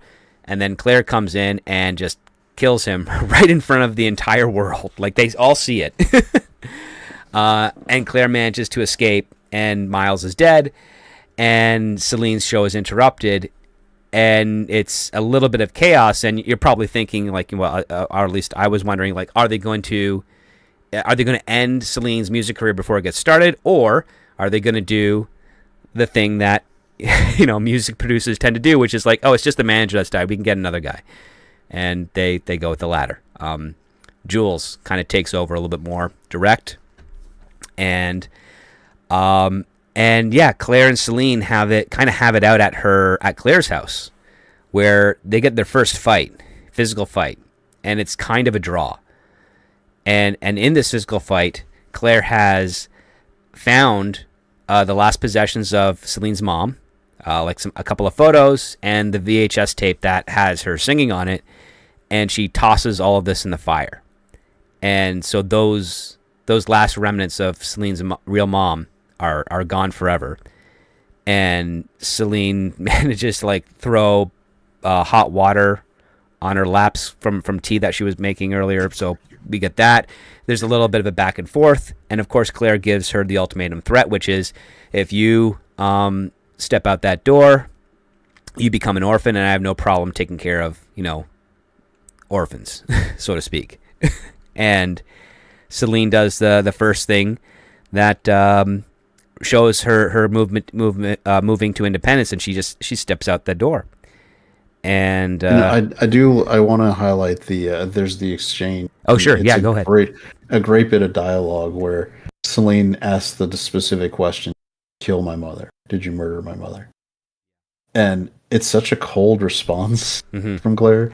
And this is again where I just really buddy's specific individual tone, that they do come across as different people, which is how you should be doing it. People don't have the same speaking style, and Claire speaks very differently than the other. And when asked the question, Claire coldly, and this is such a cold, it reminds me of the delivery Tom Hiddleston does as Loki when he was at his peak in like the first Avengers movie. He's like, your broodmare was bleeding out after you tore her in half. Mine was an act of mercy. Like she's like, it's so cold. Like, because in addition to it did kill her mother, she also deftly tells Celine that the real person who killed her was her, not Claire. Like you were the one who killed your mother. You started it before it was finished. Yeah. Like it's because it's such a manipulator move. And Claire is a classic manipulator. In addition to being a hit person, right? She's also moving these pieces where she wants, getting them to act how she wants. And this is what she wants to do to maintain that control of Celine, like shift it back to her feeling guilty what happened to her mother, so that guilt then transfers over to Claire. Right. The de facto mother, the mother role occupier. But it struck me as so well done, because so many times writers will fall into the trap of everybody's talking the exact same way. Yeah, the mono voice. Yep. And the mono voice. And it's a problem. And I think a lot of our generation have the mono voice is one of their most prolific and obvious problems, where everybody speaks with the same voice. It's the mono voice. Yeah. And so I really appreciate reading a script where people are tonally and grammatically speaking authentically to the character in a different tone, in a different voice. And so like I said, that's why I wanted. It was such a strikingly good example of the character you're making with Claire, which is a terrible person. Like, you're even in admitting that she was that was the person who killed Celine's mother, she's still gonna twist the knife and put that pressure point right on. No, but really, I was really just doing Canadian. That's what I was doing. But you kid, you tore her in half. Like the words, tore her in half, because Claire, at this point, Claire knows Celine is a trained killer, right? She knows, and she uses. She dispatches people. She cuts people. She eviscerates, people. Vivisects, yeah. Yeah. So the choice for me, it's great because it's such a thoughtful choice of words. Even in the moment after all that, she's still choosing words for maximum pressure and guilt and manipulation. And it fits. And writers need to do more of that, where they're giving villainous people villainous choices, and they're giving those people voices that are striking and their own identifiable. Like, this is a movie where people are I can tell you, if it was there will be people who like Claire because she's like such a, they're gonna be like, she's such a bitch. Yeah. She's so like Love it's to the hate. Devil Wears Prada thing. Yeah, yeah. We're gonna love, but that's she is a villain, and that's the voice works. I just like it because I've it's been a long while, and maybe it's I lived it, so it's so emblazoned in my memory because of the form I graduated in '99. I I'm of the '90s through. Hmm. When I like for me, these people speaking so '90s and identifiably '90s and like core '90s, it just straight, and so it sits with me better than some other written. I mean, read. Oh, So I just yeah. yeah, I do want to. I know that, and sometimes I'm very critical. So I want to really go out of my way to keep praise on the things that are done well. And these voices, these words are so juxtaposed. It works so well, and the writer should be very happy. Yeah, because sometimes when you have things that are so diametrically opposed, they work well to complement each other, especially in a situation like this. Like, we are always rooting for Celine. And and the thing is, we kind of understand a little bit of what Claire is doing, and the fact that she's still making these horrible decisions to torture and to control Celine makes us hate her even more. And I like that, because as soon as Celine steps out of Claire's home, Claire's next stop is to Don Cherry, and she's hiring three hitmen to kill to kill Celine. I love the names of them. You have Jackie Southpaw, who he's lost his right hand somehow.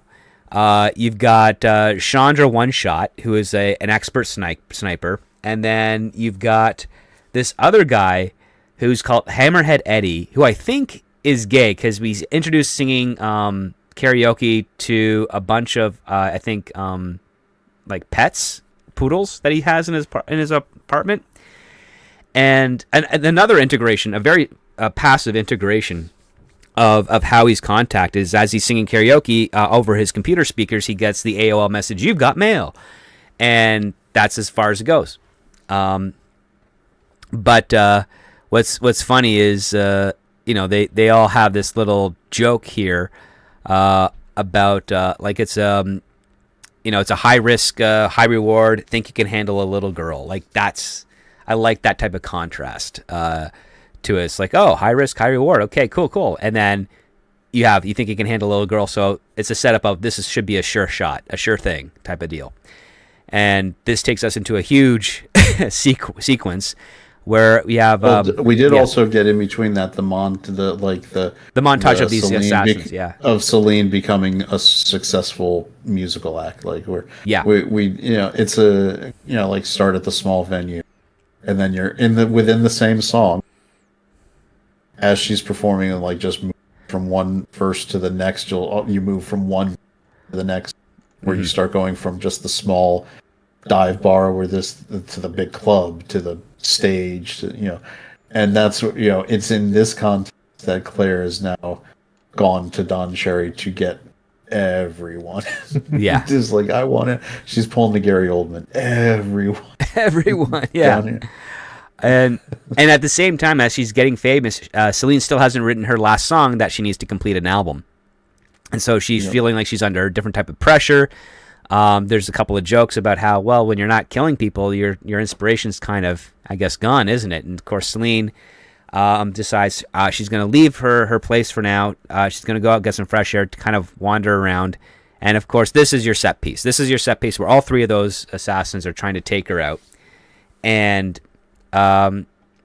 it's pretty basic. It's done fairly basically well. Like you've got Jackie Southpaw tries to take him out and take her out, and she is kind of getting her butt kicked until Shonda One Shot misses Celine and hits Jackie. so then he's taken out of the equation. Chandra drops the first F-bomb of the script, and what I thought was kind of interesting is that she immediately drops her sniper rifle, which makes me ask the question to myself, is like, oh, is she the type of sniper that she's so good she only puts one round in her sniper rifle, and because she spent it on Eddie, she then ditches the rifle, pulls out her sidearms, and then just starts going to town chasing after Celine, who's hiding behind various parked cars and everything, until a hammer, like a typical claw hammer, comes flying out of nowhere and strikes Shonda in the head, and that's Eddie, and that's why he's called Eddie the Hammer. he kills people by throwing hammers like he's Thor or something. And he's also wearing like a windbreaker tracksuit type of deal, and all of his goons are wearing matching windbreaker tracksuits, which just made me chuckle when I read that.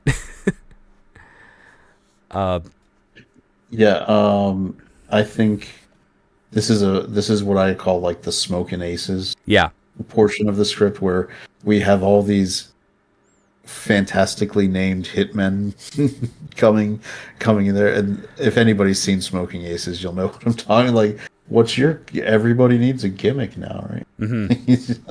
But yeah, and it's a good sequence. I mean, I have a lot. I mean, I especially like the banter between our characters as we're going through this whole sequence. We've got after the after action reports, so to speak, right? Where Claire gets the update from good old Don. I wish they can get Don Cherry for this. It'd be funny. like the idea of Don Cherry calling to tell Claire that they got away. Yeah. Yeah, it's like she broke away, man. She got through. It was a 5-on-2. And she managed to. It was a 5-on-2. She managed it. She kept her stick on the ice. She managed to weave out of the defensive, go on the offensive, and now she's in the wind. So and that's where I would make I would have Claire almost. The only caveat that came to mind that would be true to like Claire character would be like she would make a joke it wouldn't even be a joke. Like something, like something where Claire would look at it, would find her benefit out of this terrible situation. Was like, I guess I say, like they're dead. I don't have to pay, so let's move on. And then of course we have Man X, right? Did we talk about Man X showing up? Only no, because right now, like we did establish that Man X is who Kitty has been telling the story to, that we've been kind of recounting so far in the script, and then we have this moment where. Yeah, she gets away. Like Celine gets away by the skin of her teeth because she steals a Ferrari. When she turns on the radio, it's stuck on heavy metal, and she doesn't like that. So she leaps out and steals a Lincoln that has pop music on it, and manages to get away, just barely. And then to your point, there is a joke that Claire does say after Dawn tells her that she got away. She's like, "Of course she did. Who the hell do you think raised her?" And then we find out that she's in bed with Man X. They're in a partnership, a romantic or sexual partnership of sorts. And so this is where Celine decides, I'm going to get what I owe from the money, because she's finally written her last song. And she's got the advance for the album. So she takes the $177,000 and she's going to go to the roller rink and square up her debt, and that's going to be the end of it. Of course, it's not going to be that easy, because Claire's going to, of course, lay a trap for Celine. And this gets us into a point where, there's a whole bunch of goons there, and Celine is doing her best to kind of fend them all off, but she ends up getting caught while Bubbles and Kitty are waiting outside, not knowing what's going on in there. But Bubbles, again, she has that crystal around her neck, and there's a running little bits of when it glows green or pink, that means good, and when it grows red or black, that means bad. And Bubbles has this feeling that Celine's in trouble, so she arms herself up. She goes inside. She finds Celine kind of tied and gagged in the middle of the roller rink floor. She goes there to try and rescue her. Celine is, of course, in the cliche, kind of crying and screaming through the gag to try and stop Bubbles. And as she gets closer, Bubbles is run through with a sword from behind. Not once, but twice. Once through the stomach and then again through the chest to finish her off. And this is where we kind of have to stop stop for the spoiler part because this kicks off the final act of the script, where Celine has been captured, Bubbles is dead, Kitty's outside not knowing what's going on. We find out that Mr. X is the guy who killed. Yeah, Mr. X is the guy who killed Bubbles, if I remember correctly. Let me double check. Sorry. I thought it was a Claire? No. I think no. You're right. I think it was. Oh Claire. no, because she's when she comes in to the rink. Mm-hmm. Yeah, it's and it pans back and Claire's behind her with the sword. Right. And Someone sees this, yeah. yeah. And then we find out who Mr. X, Man X, is named. His name is Luther, but that doesn't really tell us anything more. They just decide to give him a name. So that part I felt okay. That you gave the guy a name. What are you doing with it? That part I think felt weak. It just didn't land for me. I will tell you on Bubbles' way out, she did one of the most like late '90s kind of self-aware things when it was a kitty asking her like what's happening, and she goes like, "Well, in 19." Oh yeah, psychologist and whatever discovered that the kitty's like, "What?" And Bubbles just goes, "I'm saying if you love someone, them silly." Yeah. Like she dropped into like the Egon Spengler like speaking, and it's such a 90s. I mean, the moment. That was a 90s moment. This other one I thought was pretty good, where she's inside the rink and she's like nobody's around other than Celine, as far as she can tell, and she yells out like, "Nobody does anything stupid, and we all make it home for dessert." Like that's a 90s thing. I remember that being uttered a lot by my female friends in those years. It's like, oh, we have to go do this. Okay, nobody, if we get done in time, make it home for dessert. That type of thing.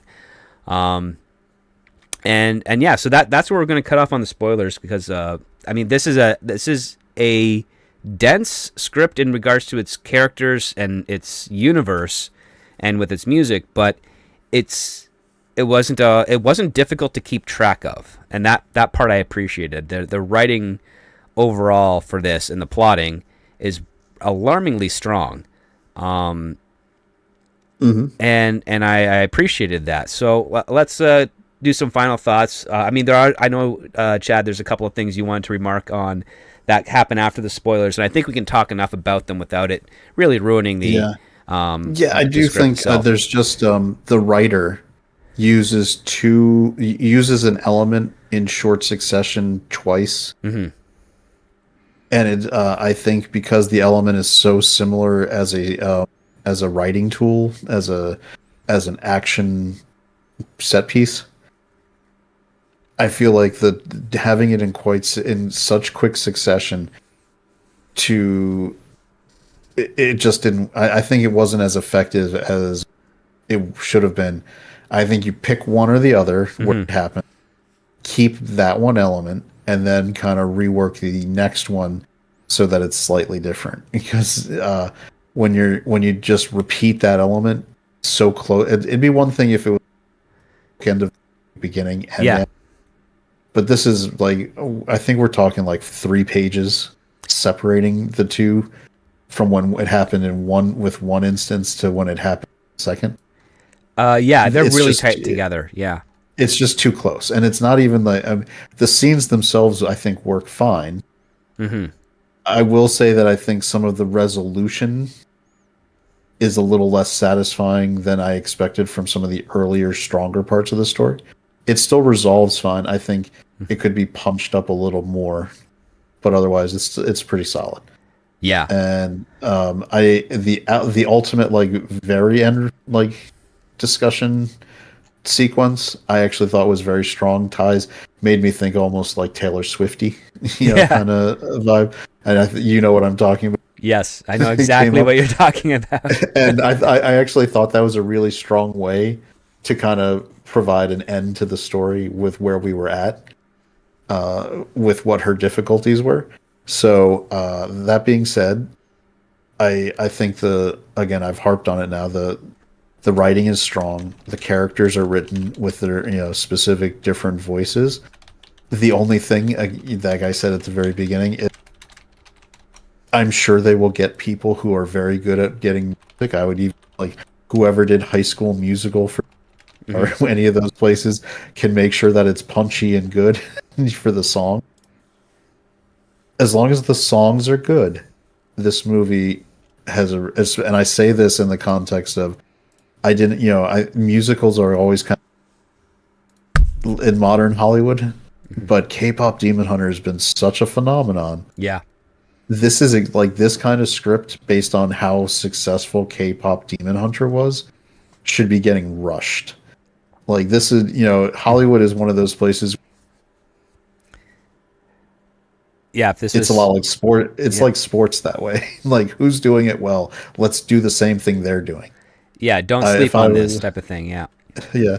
If I was Warner Brothers and I wanted to keep my string of successes going, and I didn't have like a Wicked, which Universal has, or Disney, which has the tradition of like Frozen or the Disney princess musicals, right? I would say this could be like, and K-pop Demon Hunters was by Sony. I know Netflix bought the rights to it, but I don't know if they have the sequel rights or actual own the property.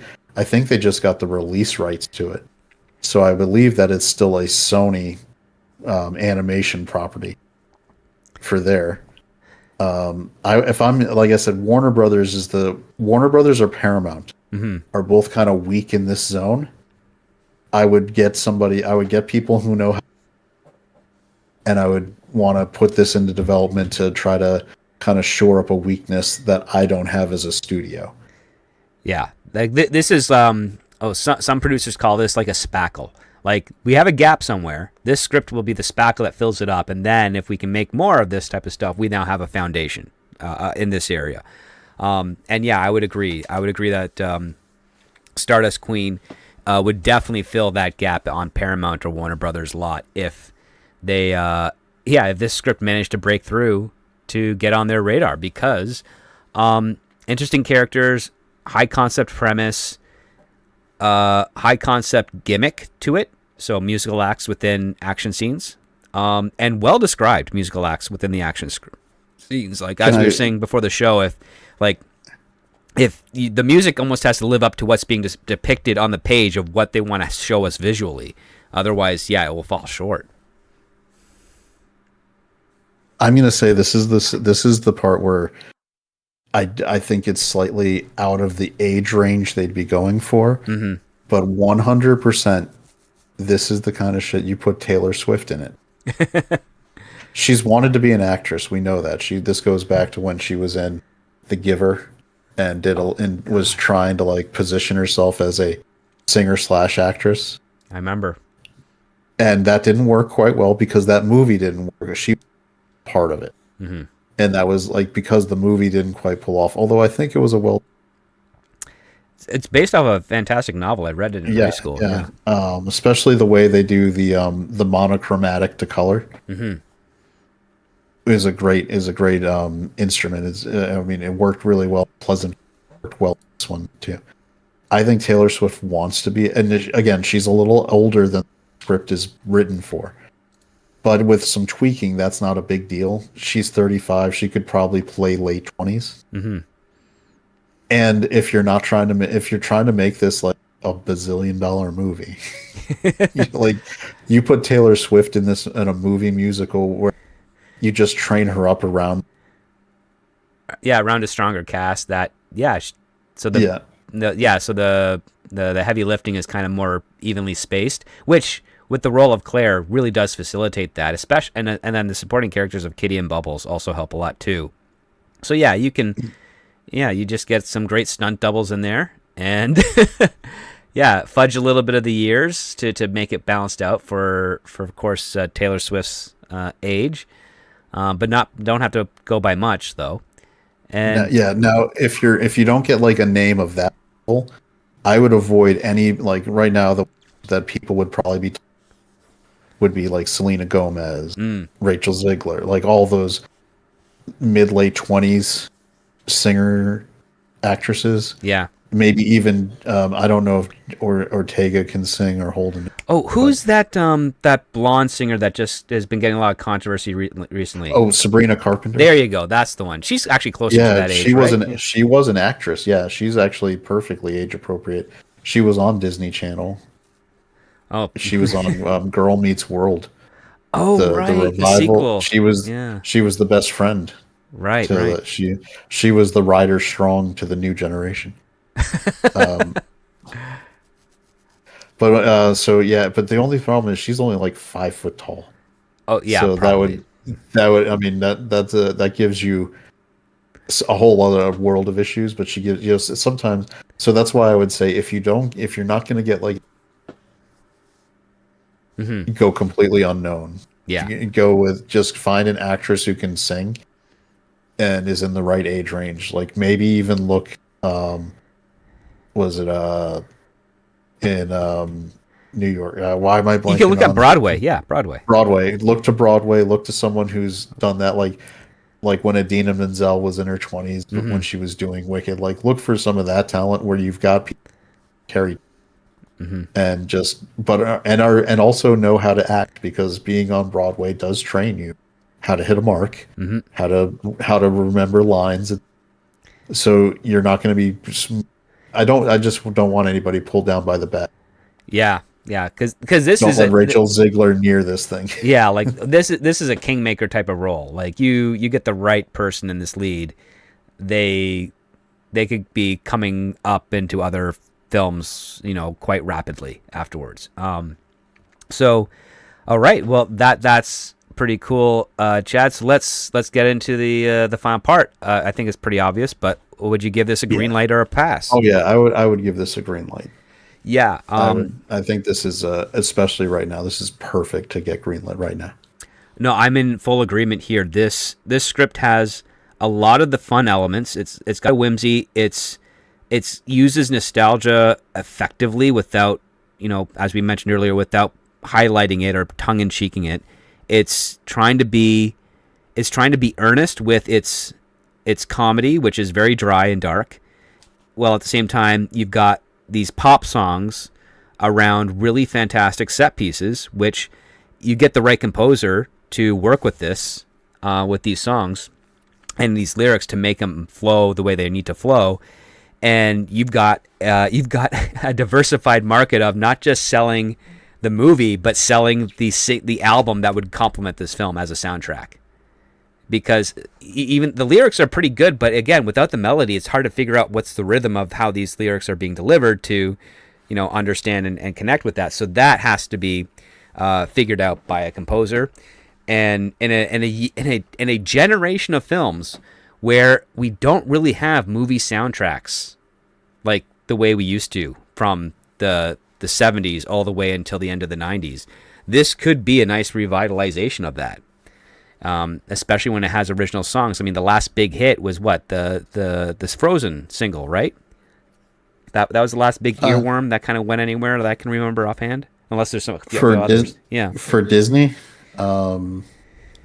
Disney had, I think, the Encanto had some music that hit. Oh, I can't But remember that anything from Encanto, but yeah, yep. Those and then Moana, like kids loved Moana. They watch it. That's the babysitting movie. Yeah. So technically, that I think because Frozen 2 didn't hit at the same level, but Moana has music like that they sing. I've been around the kids. My kid's son's 10, and they don't sing Frozen. They sing the Moana song. Mm. Now that didn't help Moana make money on its initial release, but the sequel, which was a straight to Disney Plus television show, they remodeled. Yeah. Billion. So that shows you how people liked the franchise itself. Not so much that movie. I think that movie wasn't as just people really liked the franchise. I think so. I mean, again, sometimes a brand can be very strong and elevate some less than stellar quality, but it can only do that so many times before, the quality eventually damages the brand. Transformers is my, like, everyone's like, oh, it's like Transformers always make $1 billion. It's like you know, like you know, like every if you keep on your fans being willing to wait for be free, Hmm. there's going to be a point where the fans go like, "You're not going to fool me anymore," and that was Age of Yeah, or last, something like and that. then Yeah. last night after that. So All you right. know, you can only do it so long. But this one, Yeah. man, it could be a franchise. It could. I mean, this could be, you know, like you said, a kingmaker role. If you are Skydance and you now have Paramount and you're looking for synergistic brand properties where you get music that on your download service, you're Yeah. getting a movie that makes money in theaters, turn, drop, subscribe. Yeah. I mean, it would. This is the kind of thing that does it. Yeah, I would say it's something that could be parallel to when Guardians of the Galaxy hit. They released a Guardians of the Galaxy album, of all the mixes that were used in the Yeah, the film. mixtape volume one. Volume I 1, 2, got and that. It 3. was a Yeah. good. It was a good album. Yeah. So Yeah. I mean, this is kind of a throwback to something that you don't see much of anymore. Like, again, music stores themselves, record stores where you can buy CDs and albums and things. Those are sadly going away. When you go to iTunes, it's mostly singles that are popular, not the albums themselves. So this script has that angle to it, which I think explains why it was relatively, high on the blacklist. It. And as an example, like was it The Greatest Showman started weak, but its soundtrack connected, Yep. and those songs performed so well, it ended up driving people to buy tickets and see the movie. So that movie, if you had legs, like you wouldn't believe, that. Oh yeah. Where it opened, it was almost like a Sinner City, where it opened in like, I want to say it only opened in the upper tier as a like open, and it just kept chugging and chugging, and eventually like 2 months later it made more money than its open weekend. And it ended up like, think, legging out almost 200 million domestic Yeah, it off did. I think that was off a terribly weak opening. terribly weak opening because it was shortly after the opening. The studio dropped that video of Hugh Jackman doing rehearsals after he just had I think a tumor removed from his nasal cavity, and he was told like he couldn't sing right away. He had to wait some extra time, but he decided not to do it, and he did it anyways. And I think it was partial. It was mostly true, but partial also a stunt gimmick as well.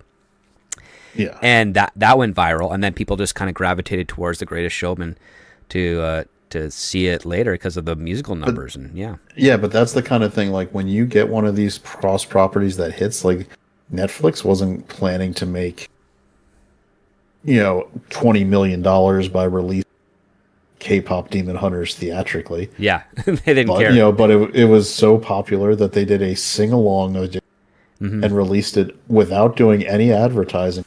I think AMC theaters didn't even play it, and it still made $20 million. So, if the music connects, you can leg out something even beyond what you expect. Now, the real question would be like, where's the price point on this movie? Like, what do you? And I think that it really depends on. You get a Taylor Swift, you spend the money, you get everybody in there, and you maybe this movie, which is normally like $30 to $40 million John level, becomes a $120 million budget wise. Mainly because if you're gonna put in Taylor Swift, the cast around her is gonna suddenly upgrade Yep. and cost more money. The director, all the plus up you have to do for your sets, your budgets, everything comes in and you end up getting the. If you're going with unknowns off of Broadway, this is like, keep it tight, keep it in that I would say 30 to 40 million range. Yeah. Where you're gonna get stuff that looks good. Because look at the first John Wick. In that level budget, you can make gunplay actions very fine, very good. Just get someone who knows how to spray paint a gun pink, and you'll be fine. Yeah. And if you practice budget control based on casting, even if you don't do the greatest in theatrical, you'll be able to probably, through sales of rights to different streaming services, break even within 2 years. Oh, if you keep it reasonable. oh, I mean, even if you keep it reasonable, a good streaming deal, you could actually make your budget back almost right away. I mean, well, that's one of the brilliant aspects of not just film but also books and television shows is that they're scalable and they're generationally sold. Even though the value in regards to its payouts to any of the surviving people involved diminishes over time, it still makes the people that own the rights that are producing it a lot of money. Like even the flops, like Jason Statham is probably only making like 10 cents a month off of people buying Cranked. But the people that are putting out Crank are still making a ton of cash from those digital downloads and streaming services. I'm a fan of Amy Smart. I like Crank. I mean, there's lots I like to it. By the way, I looked it up. Do you know what the legs are for Greatest Showman with the total box office versus opening weekend? No. 11.2. Wow. Its opening weekend was 8.8 million. I was even way off. It only made 8 million opening weekend initially, and it legged out to 174 domestic. Yeah, that's way better for the theaters than it is for the studio, but that's still amazing. Yeah, I mean, but that's what I'm talking about. Like, even if it looks like a not so great, it looks like Wonka, right? Mm-hmm. If you put out something where it's catchy and people like start to like it, these things, I would also, based on my experience looking at Wonka and Greatest Showman, I would probably position this movie to release in the middle of December, so that word of mouth would drive through all of January and most of February without any competition. Yeah. Because that's what's common for Wonka and Greatest Showman, which are two of the best legs examples we've had in the last 20 years, is they both released after Thanksgiving for the holidays. After Thanksgiving, and when people wanted to go see a movie and it was absolute shit show in January, because it always is. Yeah. They were like, well, Greatest Showman looks good. Let's go see that. And and then the same thing happened with Wonka. Oh, what should we go see? I don't know. See Wonka. Okay, we'll go see that. Yeah, it's got the guy from Dune in it. It's got to be good, right? Yeah. Okay. Well, with that being said, we'll check in over on the Patreon, because we gave this a double green light. Let's see what the audience over at the Patreon side has done, because every Monday I drop a poll with a little recount of last week's show, what we learned, and also what script we're going to be reading and reviewing for the next week.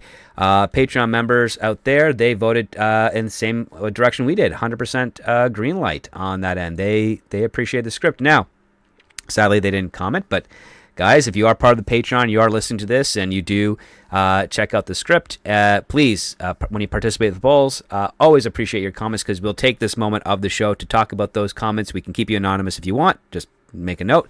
But we always like those extra ideas, those extra things, because you never know. We might have missed something that you guys caught, and we would like to always take a moment to talk about it, to make sure that you guys are a little bit more integrated into the show. On the live chat here on the YouTube side, we put out the poll, like, does the audience choose to greenlight or pass this script based on our discussion? And this one can tell me how many votes we had. So we had out of the dozen listeners right now live, we got 3 votes in. Those 3 voted 100% to greenlight based on our conversation. So it looks like it's a good crowd pleaser across the board, which I think is, even though it's a smaller niche show, it's a good metric for possible tastes here. So I want to appreciate all the listeners out there participating in the poll for that. I also want to say a thank you to the Dead Man, who sent in a 99-cent pooper sticker with a poop emoji. Always appreciated, never required, but thank you so much for that, Dead Man. And before we wrap it up, any final thoughts and where people can find you, little Chad? Yeah, I hang out on YouTube every week at the Ascendant Art podcast. Is the channel I run with my co-host Slender Dad. We do our show at 9 p.m. Eastern on Fridays. So if anybody is so inclined, you're always welcome to come hang out in our chat while we just talk about whatever's been going on for the week. If you are also inclined, really would appreciate dropping. Doesn't cost you a thing to click sub. Mm-hmm. You don't even have to turn on the bell if you don't if you don't want to. But we're trying to get the sub count, man. So if you guys are happy about again, look up Send in Art and click that little sub button, because that would do us a solid right there. If we can get to that 500 and get those watch hours, then we can offer memberships and all do super chats and all that fun stuff. And that would helps keep the lights on for me being on. And that's what we like to do. Absolutely, especially because every fall season YouTube kind of changes things around, so you gotta do that reminder to everyone out there, and it's always appreciated when you can participate with subbing to your favorite channels and the ones that co-host here on the show, because it does go a long way. And a lot of the people that do co-host on here that have channels have some really great content, and you should always be able to feel free to check it out and participate when you can. Before we wrap it up, I want to do a thank you to the Dead Man and Lord Thoth, who are modding the show this evening in the chat. It's always appreciated, guys. Thank you so much. Next week, we'll be back again with another script and another review. As always, if you're a first-time listener and you want to help support the show, you can go sign up to our Patreon, which is patreon.com/thescriptdoctor. It has a 1-week free trial, which you get to see all of the cool articles, notes, musings, and everything else in here, as well as other tips of what we'll be doing on the show for the following week, and also sometimes annual reviews of the various scripts that we'll be covering. As I kind of go into a little bit more of a slower season, as we get to middle of October, I'm planning to have some additional content there as well.